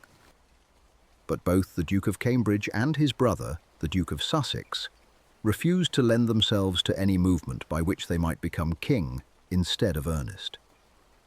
They recognized that under the law, Ernest was the rightful heir, and they would not participate in any scheme to displace him. As the historian Roger Fulford observed, in 1837, King Ernest was the only male descendant of George III who was willing and able to continue the connection with Hanover. Ernest's elder brothers were dead. His younger brothers declined the throne. Ernest alone would take up the burden of ruling Hanover, and the Hanoverians, whatever their political preferences might have been, welcomed him with genuine warmth.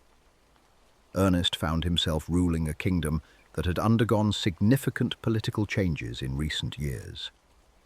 Hanover had received its first constitution, granted by the Prince Regent, later George IV, in 1819.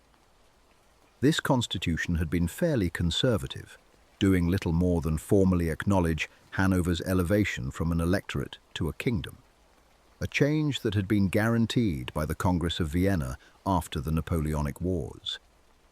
However, and in 1833, King William IV had granted Hanover a new and substantially more liberal constitution. This constitution had been the product of tedious negotiations between the king and representatives of the Hanoverian estates. It represented a significant step toward constitutional monarchy and limited representative government. The 1833 constitution strengthened municipal self-government, giving towns and cities greater control over their own affairs. It established an elected assembly with the power to influence the state budget, providing a check on the monarch's financial authority. It created a bicameral system, with a first chamber appointed from the nobility and high officials, and a second chamber elected indirectly by propertied male citizens and guilds. The Constitution granted the estates of Hanover co-legislative authority, meaning that new laws required their approval as well as the king's assent. The estates received the power to approve budgets, giving them leverage over government spending. They also gained initiative rights, allowing them to propose legislation rather than merely reacting to royal proposals. The Constitution preserved royal veto power and the king's control over foreign policy, but it significantly limited monarchical authority compared to the more absolutist traditions of continental European monarchies. This constitution marked Hanover as one of the relatively liberal constitutional states within the German Confederation. The loose association of German states that had replaced the Holy Roman Empire after Napoleon's defeat. Many Hanoverians took considerable pride in their progressive constitution and in the political freedoms it guaranteed. But Ernest had long opposed these reforms. As heir presumptive to the Hanoverian throne during William's reign, he had viewed the 1833 constitution as inappropriate and improperly imposed. He believed it reflected excessive British liberal influence, and that it had been enacted without proper consideration of Hanoverian traditions or the heir's prerogatives. Most galling to Ernest was the fact that he had not been consulted about the constitution despite being the heir to the throne. The constitution would bind him when he became king, yet his consent had not been sought. Ernest argued that this violated fundamental principles, that a sovereign or heir should not be bound by constitutional arrangements to which he had not agreed, and that such arrangements were therefore illegitimate and not binding on him. On the 5th of July, 1837, shortly after his arrival in Hanover, Ernest made his position clear. He declared that he did not feel bound to the 1833 Constitution, which would not have come about without his consent, and that his goal was to make changes to it. This announcement sent shockwaves through liberal Hanoverian society. To people who had celebrated the progressive constitution and who had hoped that the new king might preserve or even expand their political freedoms, now faced the prospect that Ernest would revoke these advances and return to more authoritarian rule. 4 months later, on the 1st of November, 1837, Ernest issued a royal patent, a formal decree with the force of law, declaring the 1833 Constitution void. In its place, he restored the more conservative 1819 Constitution. However, the King's patent specified that all laws that had been passed under the 1833 Constitution would remain in force. So the legal framework changed, returning to the earlier and more limited constitutional system. But the actual laws enacted during the previous 4 years were preserved, and Ernest's justification for this action was both constitutional and legalistic. He argued that the 1833 Constitution lacked validity because King William had imposed it unilaterally without securing the full consent of the estates or the approval of the heir. This action, Ernest maintained, infringed on hereditary royal prerogatives and violated fundamental laws derived from Hanover's absolutist traditions following the Congress of Vienna.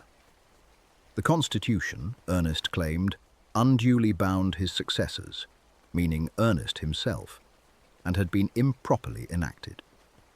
It violated property qualifications for representation and failed to address Hanover's specific needs, such as maintaining noble privileges and ecclesiastical order. By voiding this improper constitution and restoring the legitimate 1819 framework, Ernest believed he was correcting an error and restoring proper constitutional order.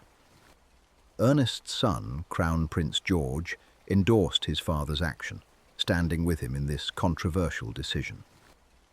This family solidarity was important for presenting a united front, though given George's complete blindness and his dependence on others for information and guidance, we might wonder how much independent judgment he exercised in this matter versus simply supporting his father's decision.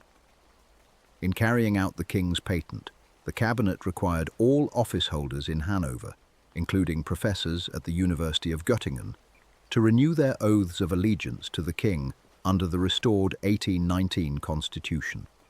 This requirement created an immediate crisis for those who had taken oaths to uphold the 1833 Constitution. The University of Göttingen, Ernest's own alma mater, where he had studied from 1786 to 1790, was one of the finest universities in Europe. It had been founded by Ernest's great-grandfather, King George II, and had a proud tradition of academic excellence and relatively free intellectual inquiry. The university's library was particularly renowned, containing one of the finest collections of books and manuscripts anywhere. At Göttingen, 7 professors faced a difficult moral and professional choice.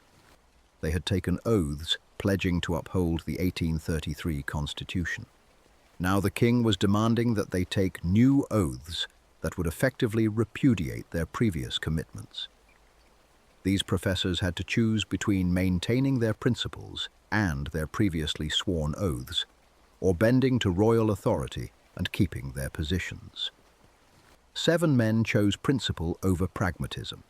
Led by Friedrich Christoph Dahlmann, a distinguished historian who had been one of the framers of the 1833 Constitution, these 7 professors refused to take the new oaths. Moreover, they did not refuse quietly. They published a letter of protest that explained their reasons and that challenged the king's right to unilaterally void a constitution that had been properly enacted. The 7 professors who took this stand became known as the Göttingen 7, and their names deserve to be remembered.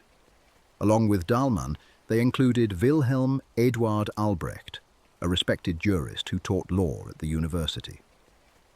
Georg Heinrich August Ewald was a theologian and Orientalist, a scholar of ancient languages and biblical studies. Georg Gottfried Gervinus was a historian whose work focused on German literature and national development. The most famous members of the Göttingen 7, at least to later generations, were Jakob and Wilhelm Grimm, the brothers Grimm. Today they are best remembered for their collection of fairy tales, stories like Cinderella, Snow White, Sleeping Beauty, and Hansel and Gretel that have become beloved parts of world culture. But in their own time, the brothers Grimm were respected scholars and philologists, experts in the study of language and its development. Or Jacob Grimm had made significant contributions to historical linguistics and was working on a comprehensive German dictionary. Wilhelm Grimm had collaborated with his brother on their scholarly work, as well as their fairy tale collection. The 7th member was Wilhelm Eduard Weber, a physicist who had made important contributions to the study of magnetism and electricity. Weber had worked with the mathematician Carl Friedrich Gauss on electromagnetic research and would later contribute to the development of telegraphic technology. These were not minor figures or troublemakers, but distinguished scholars whose work brought prestige to the university and to Hanover. Their protest was not undertaken lightly or from frivolous motives, but from genuine conviction that they could not in good conscience abandon their oaths to the previous constitution. Dahlmann's protest letter was published on the 18th of November, 1837, and it met with an explosive response. Students at the university produced hundreds or even thousands of copies of the letter, distributing them throughout Göttingen and beyond.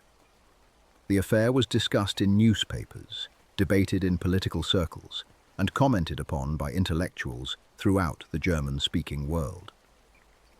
The Göttingen 7 became symbols of academic freedom, civil courage, and principled resistance to arbitrary authority. King Ernest's response was swift and uncompromising. Since the 7 professors had refused to take the required oaths, or they were dismissed from their positions at the university. 3 of them, judged to be the most responsible for organizing the protest, including Jacob Grimm, were expelled from Hanover entirely. They were given a brief period to settle their affairs and then had to leave the kingdom. Only one of the 7, Heinrich Ewald, was actually a citizen of Hanover, rather than coming from other German states. As a Hanoverian citizen, Ewald was not expelled from the kingdom, though he did lose his professorship. The other dismissed professors were allowed to remain in Hanover, but could not continue in their university positions. Ernest wrote to his brother-in-law, King Frederick William III of Prussia, defending his actions and expressing frustration with the professors.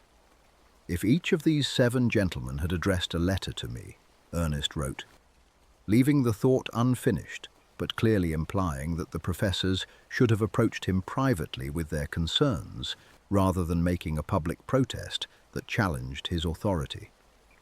For the city of Göttingen and for the University of Göttingen, the immediate consequences of the Göttingen 7 affair were largely negative. The university's reputation suffered significantly, particularly in academic circles throughout Europe.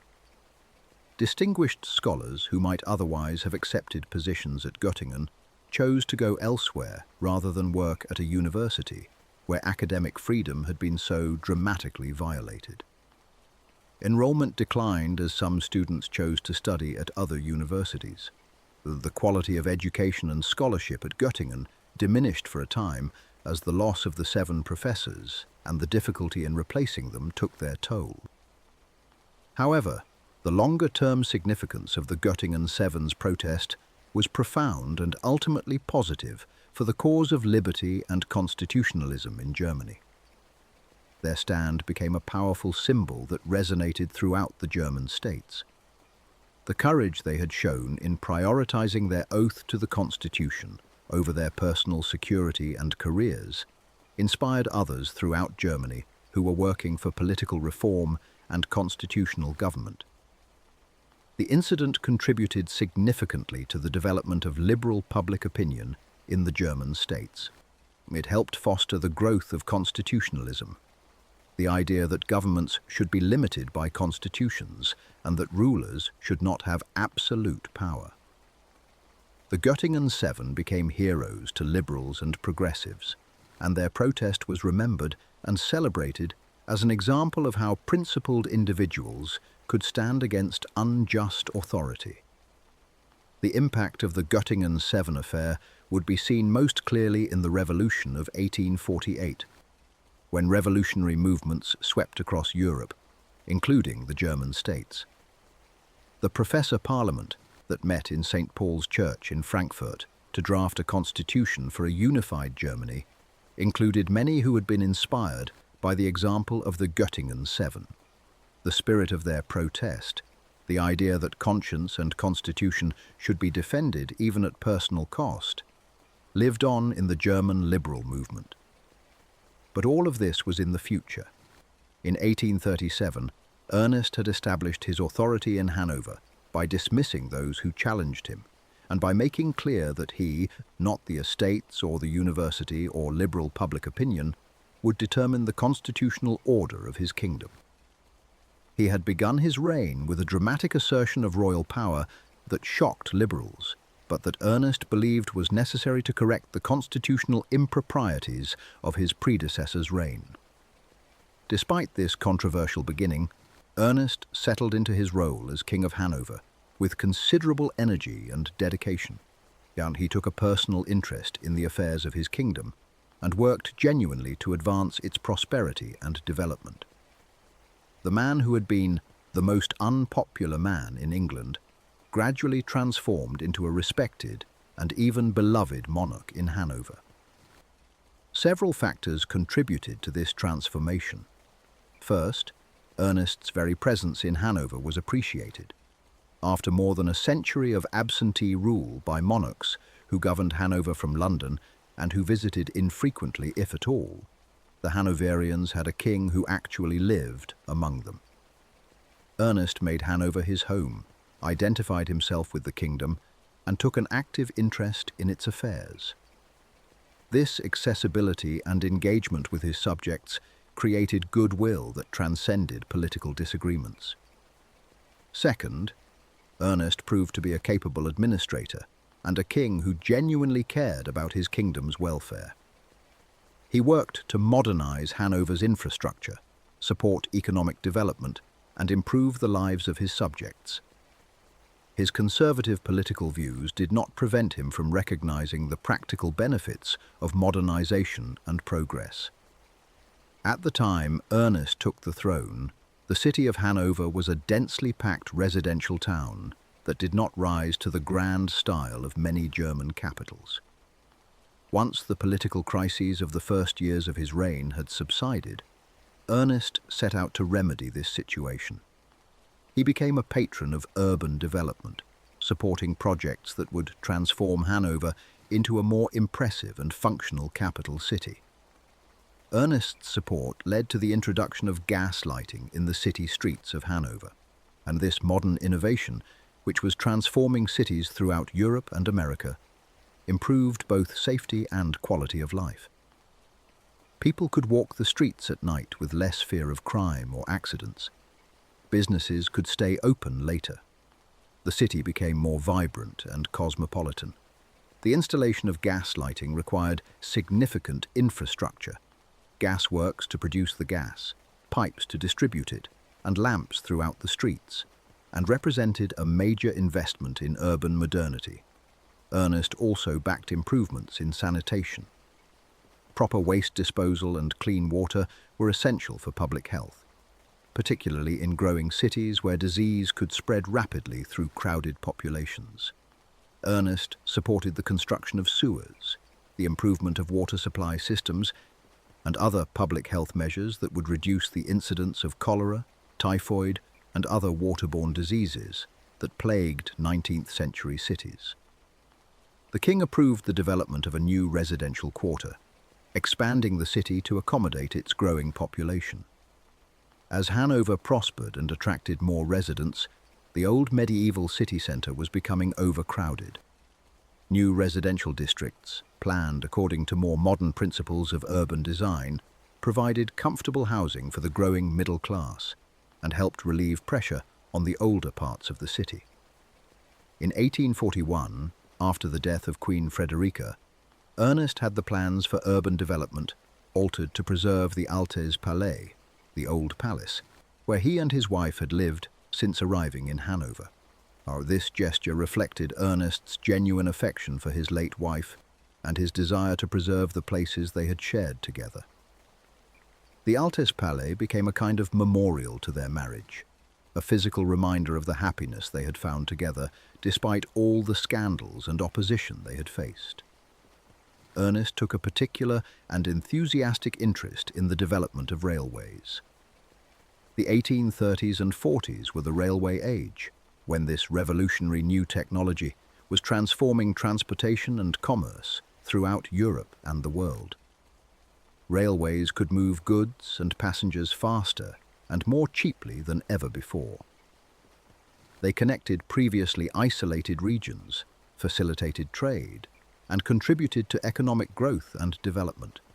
Ernest recognized the importance of railways and worked to ensure that Hanover became well connected to the broader European rail network.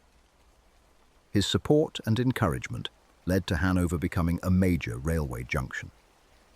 Multiple rail lines converged on the city, making it a transportation hub. This brought considerable economic benefits to Hanover, as goods passing through the city generated trade and employment. Travelers stopping in Hanover needed accommodations, food, and services. The railway connections made Hanover more accessible and better integrated into the German and European economy. However, Ernest's support for modernization had its limits. When the court architect Georg Ludwig Friedrich Lavis proposed in 1837 the building of an opera house in Hanover, the king initially refused, as dismissing the proposal as this utterly absurd idea of building a court theatre in the middle of this green field. Ernest's tastes in entertainment and high culture were apparently more conservative than his views on infrastructure and economic development. He saw practical value in gas lighting, sewers and railways, but an opera house seemed to him an unnecessary extravagance. Despite the controversial beginning of his reign with the Göttingen 7 incident, Ernest gradually granted Hanover a new constitution.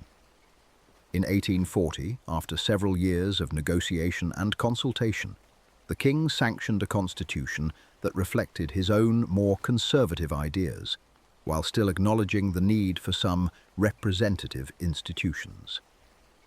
This 1840 constitution maintained the privileges of the aristocracy, preserving their special status and their disproportionate influence in government. But it also recognized the right of the people to representation, providing elected assemblies through which the voices of property-owning citizens could be heard. It was not as liberal as the 1833 Constitution had been, but it was more progressive than simple, absolutist rule, and represented Ernest's attempt to find a middle ground between traditional authority and modern constitutionalism. The most significant test of Ernest's reign came in 1848, the Year of Revolutions, that saw uprisings and revolutionary movements sweep across Europe. In February, revolution in France overthrew King Louis-Philippe and established the Second French Republic. Revolutionary movements erupted in the German states, in the Austrian Empire, and in Italy, in Hungary, and in other parts of Europe. Established monarchies trembled before the revolutionary tide, and many rulers were forced to make significant concessions or even to abdicate. In Hanover, as elsewhere, revolutionary sentiment stirred.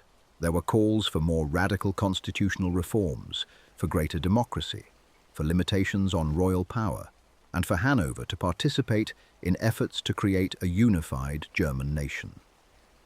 Liberal and radical groups organized demonstrations, published manifestos, and demanded that the king make sweeping changes to Hanover's political system. But King Ernest suppressed these revolutionary stirrings with relative ease. Unlike some of his fellow German monarchs who panicked, made hasty concessions, or even fled their capitals, Ernest remained calm and resolute. He was supported by a significant portion of the Hanoverian population, or at least by enough of them to maintain order and prevent revolution from gaining unstoppable momentum. The Hanoverian population, while perhaps desiring some reforms, was not eager to overthrow their monarch or to engage in violent revolution. Ernest's personal accessibility, his genuine interest in the welfare of his kingdom, and his identity as a resident ruler who had chosen to live among his people, all worked in his favor. The economic improvements he had supported, the gas lighting, the improved sanitation, the railway connections, demonstrated that the king cared about practical progress, even if he was conservative on political questions. Moreover, Ernest showed the resolute decision of character that would earn praise even from critics. He knew his own mind, stood firm in his principles, and did not panic or oscillate between harsh repression and panicked concessions as some other monarchs did. The Times newspaper in London, which had often been critical of Ernest during his years as Duke of Cumberland, now spoke well of his handling of the 1848 crisis. The Times wrote, "Above all, he possessed a resolute decision of character, which, however unfortunately it may have operated under different conditions, appeared to extraordinary advantage at the crisis of continental thrones."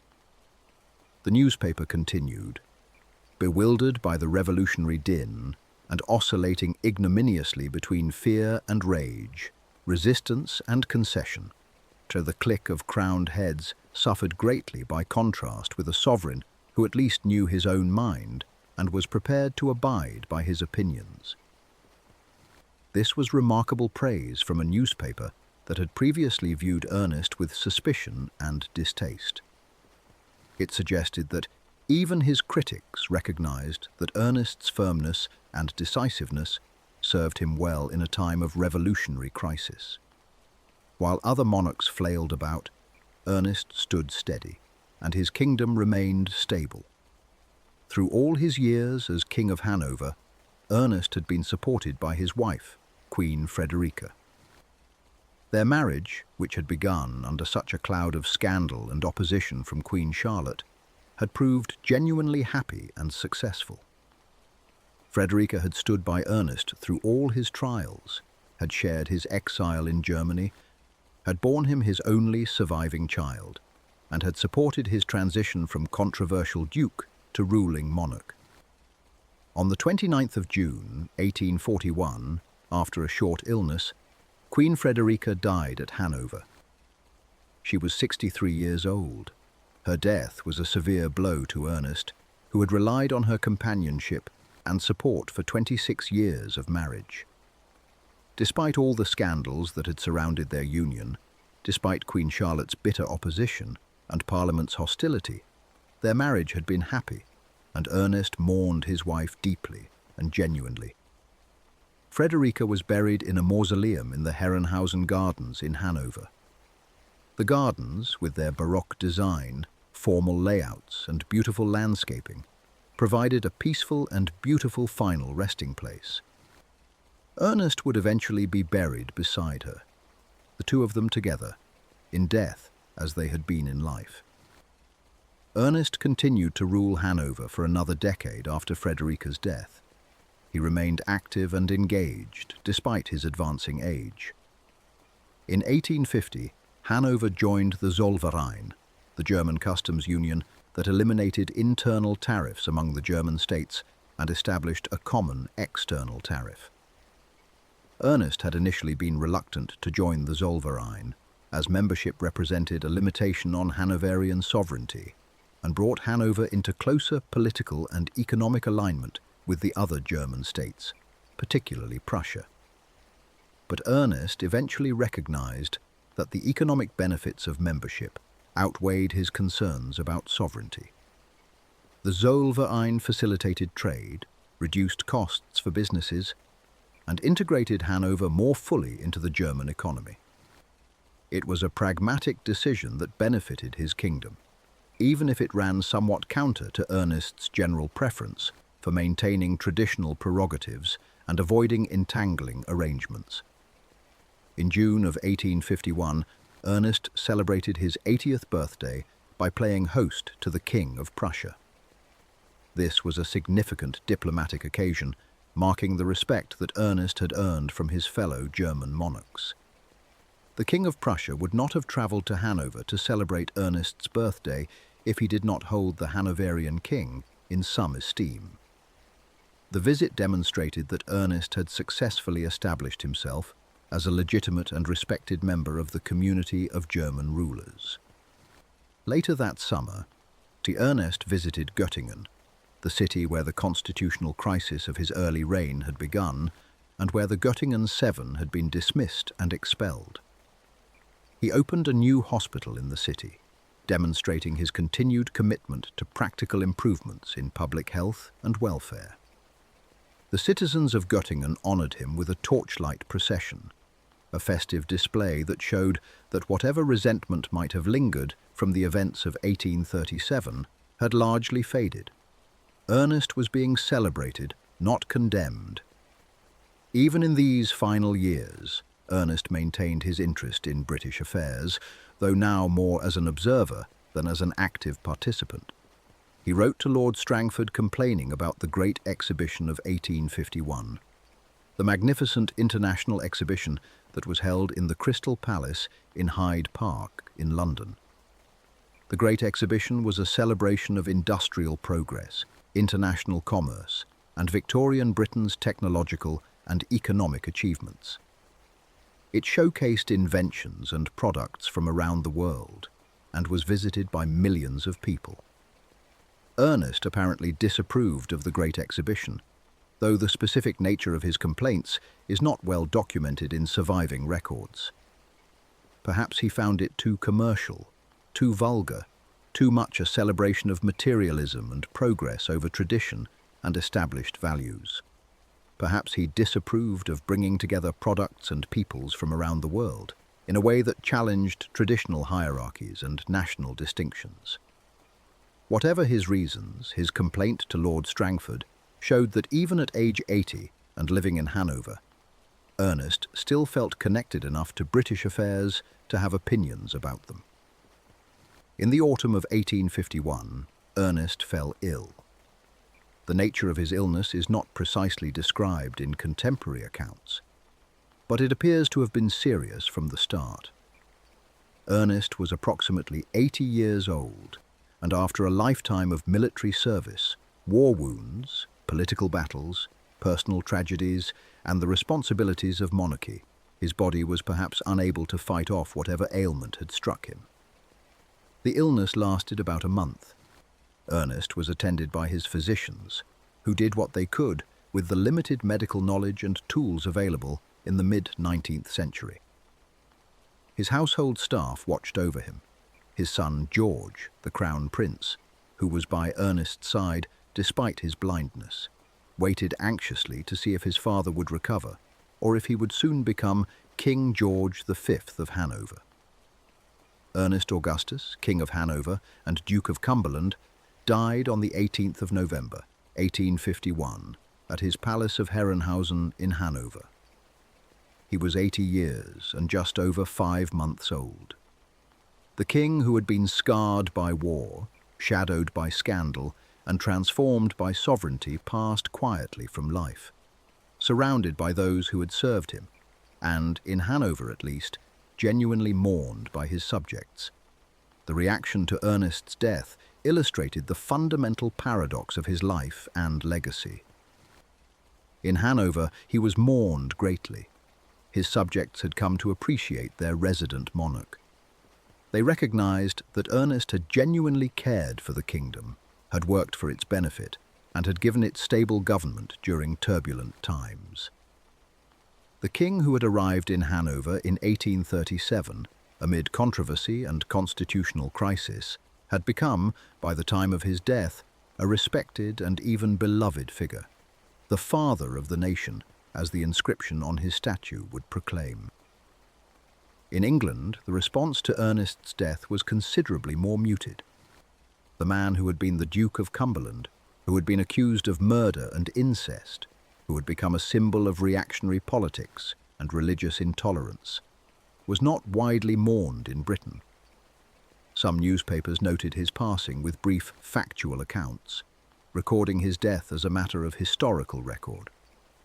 Others took the opportunity to rehearse the scandals and controversies of his life, reminding readers of the Sellis Affair, the allegations about Princess Sophia, and Ernest's opposition to Catholic emancipation. Few tears were shed in England for Ernest Augustus. Ernest was buried beside his beloved wife, Frederica, in the mausoleum in the Herrenhausen Gardens in Hanover.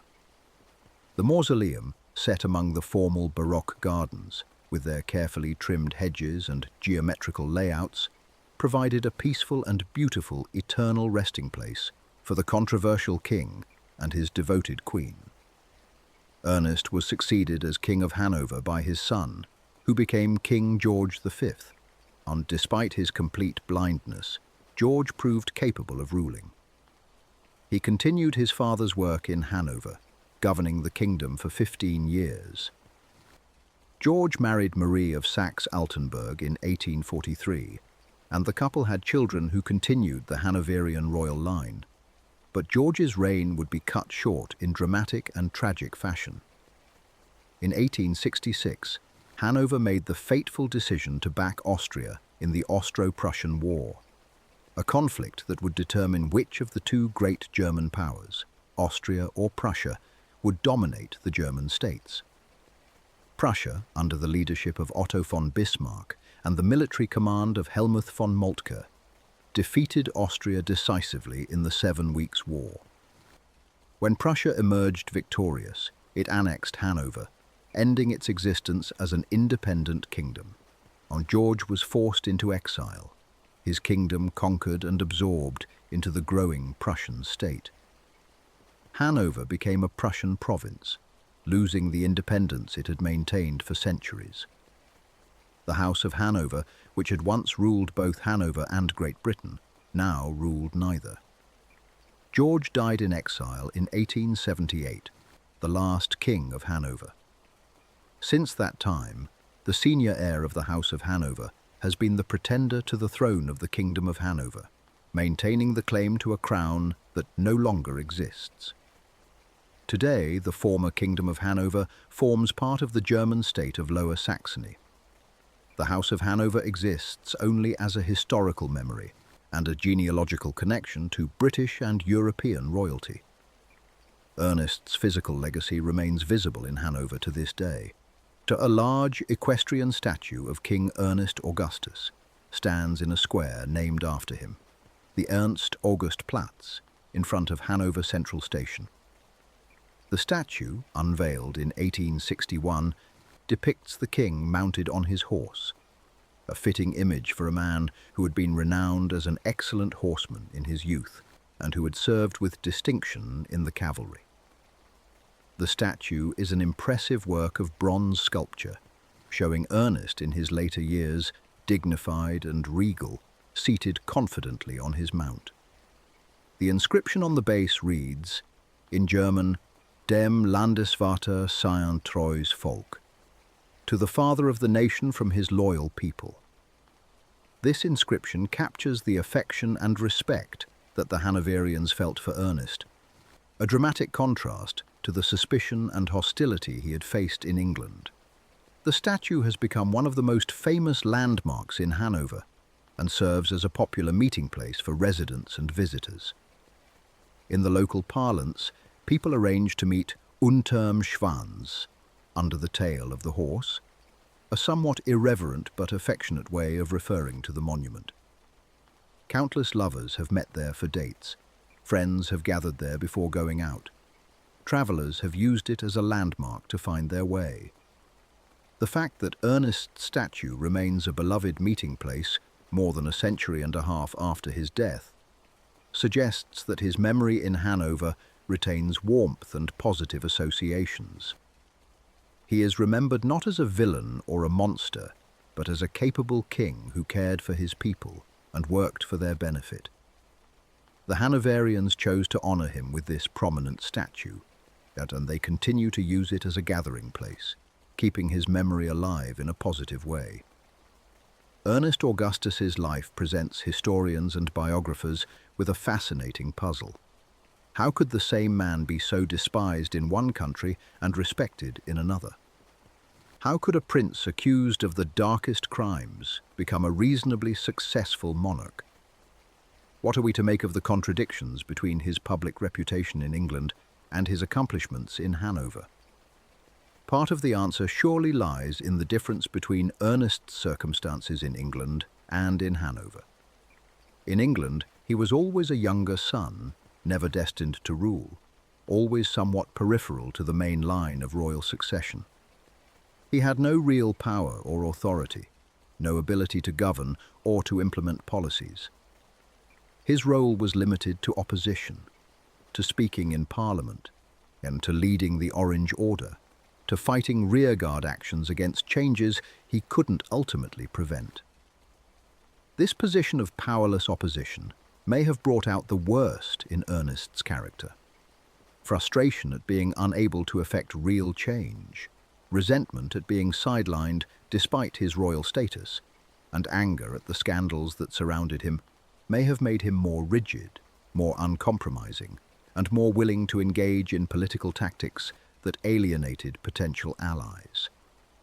Moreover, Ernest's political views placed him at odds with the progressive currents of his time in England. The early 19th century was an era of reform, when old institutions and traditional hierarchies were being questioned and challenged. Ernest stood against these reforms, defending a vision of society that many Britons saw as outdated and unjust, and his opposition to Catholic emancipation, in particular, put him on the wrong side of history and made him appear as an obstacle to justice and progress. The British press and British political culture in the early 19th century were also remarkably free and vigorous. Newspapers, pamphleteers, and caricaturists subjected royal figures to criticism and satire that would have been impossible in more authoritarian states. This freedom meant that Ernest's enemies, political opponents, scandal-mongering journalists, and those who simply enjoyed attacking unpopular public figures, had ample opportunity to spread damaging stories and to keep alive the various scandals and accusations that surrounded him. In Hanover, by contrast, Ernest was the king, the ruler, not merely a prince. His role gave him authority and purpose. He could actually govern, could make decisions, could see his policies implemented. This sense of agency and effectiveness may well have brought out better qualities in Ernest than had been apparent during his years of frustrated opposition in England. Ernest's presence in Hanover was itself appreciated after generations of absentee rule. The Hanoverians could see that their king actually lived among them, took interest in their concerns, and worked to improve their kingdom. This created goodwill that transcended political disagreements about constitutions and representative government. Moreover, Ernest proved to be a capable administrator who genuinely cared about practical improvements to his kingdom. His support for gas lighting, improved sanitation, railway development, and other modernizing projects demonstrated that his conservatism did not prevent him from recognizing the value of progress. Hanoverians could see tangible benefits from Ernest's reign: safer streets, cleaner water, better transportation. And these practical improvements earned him respect and gratitude. The press in Hanover was also less free than in England, which meant that scandalous stories and political attacks on the king were less common. Without the constant drumbeat of negative publicity that he faced in England, Ernest's reputation in Hanover was based more on his actual actions as king and less on rumours and accusations from decades past. The question of the scandals that marked Ernest's life in England remains difficult to resolve with certainty. Were the allegations against him true, or was he the victim of malicious rumours spread by political enemies and amplified by a hostile press? Regarding the Sellis Affair, the official verdict was clear. Joseph Sellis, in a fit of madness, attempted to assassinate the Duke of Cumberland and then took his own life. This verdict was reached by a properly constituted coroner's jury after hearing sworn testimony and examining physical evidence. There is no compelling documentary evidence that contradicts this finding.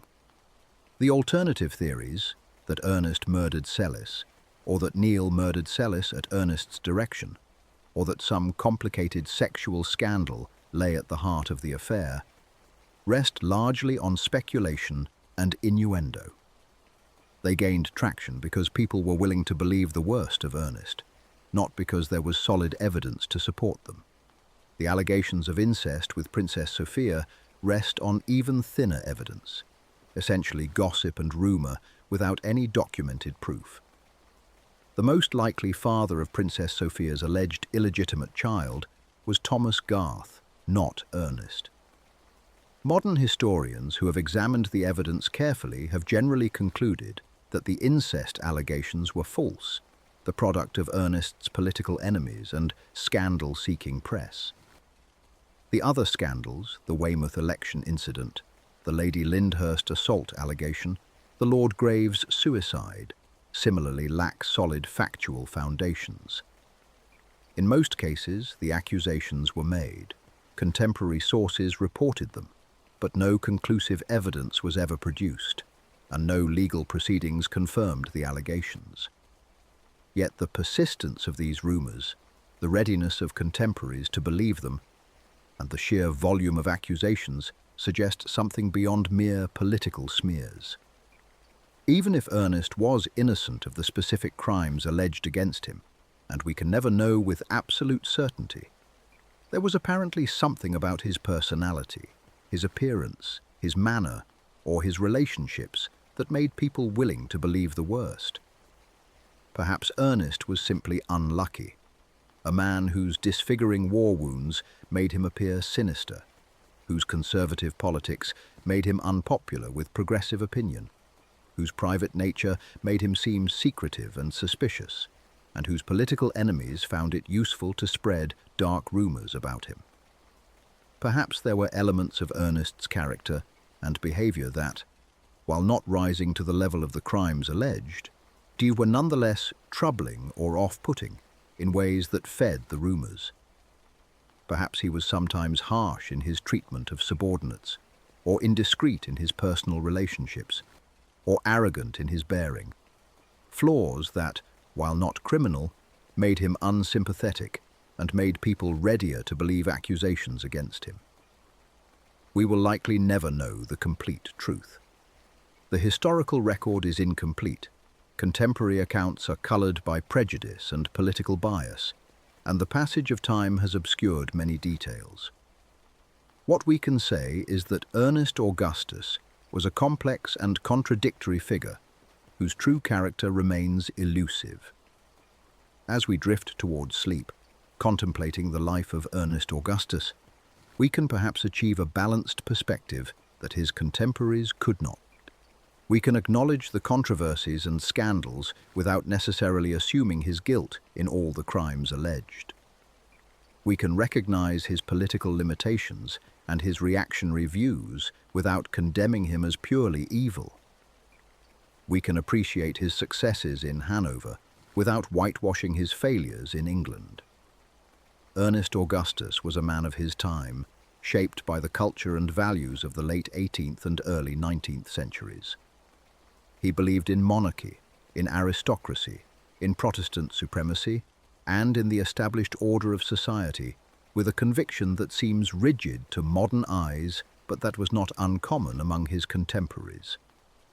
He showed genuine physical courage in his military service, enduring wounds that would have broken lesser men. He demonstrated personal resilience in the face of scandal and unpopularity that would have driven others into exile or despair. He found genuine love with Frederica, despite all the obstacles placed in their way, and their marriage was, by all accounts, happy and devoted. He proved capable of effective governance in Hanover, bringing practical improvements to his kingdom and earning the respect of his subjects. He weathered the revolutionary crisis of 1848 with steadiness and resolve. Yet he was also a man who opposed reforms that history would judge to be just and necessary. His opposition to Catholic emancipation placed him on the wrong side of the struggle for religious equality. His revocation of Hanover's liberal constitution and his dismissal of the Göttingen Seven showed him capable of using his power to suppress dissent and to punish those who challenged his authority. The statue in Hanover bears the inscription, "To the Father of the Nation from his loyal people." In England, no such monument exists, and Ernest is remembered, if at all, as a controversial and unsavory figure. Both memories contain elements of truth. Ernest Augustus was capable of being both the despised Duke of Cumberland and the respected King Ernest Augustus. His life demonstrates that historical figures are rarely simply heroes or villains, but complex human beings whose characters contain multitudes and whose reputations depend greatly on context, circumstance, and perspective. As you drift into sleep, dear listener, let Ernest's story remind you that history is rarely as simple as it seems, that reputation and reality do not always align, that even the most controversial figures may contain depths that surprise us, and that human beings are capable of both great flaws and genuine achievements. Rest well, and may these tales from the past carry you softly into peaceful dreams. Thank you for joining us on this complete journey through the life of Ernest Augustus, Duke of Cumberland and King of Hanover. If you enjoyed this episode, please leave a gentle like, share your thoughts in the comments below about which aspect of Ernest's complex life you found most fascinating, and subscribe to Sleepy Crown for more soothing historical tales that help guide you to restful sleep. Sleep peacefully, dear dreamer, and may history's gentle whispers accompany you into the most restorative rest.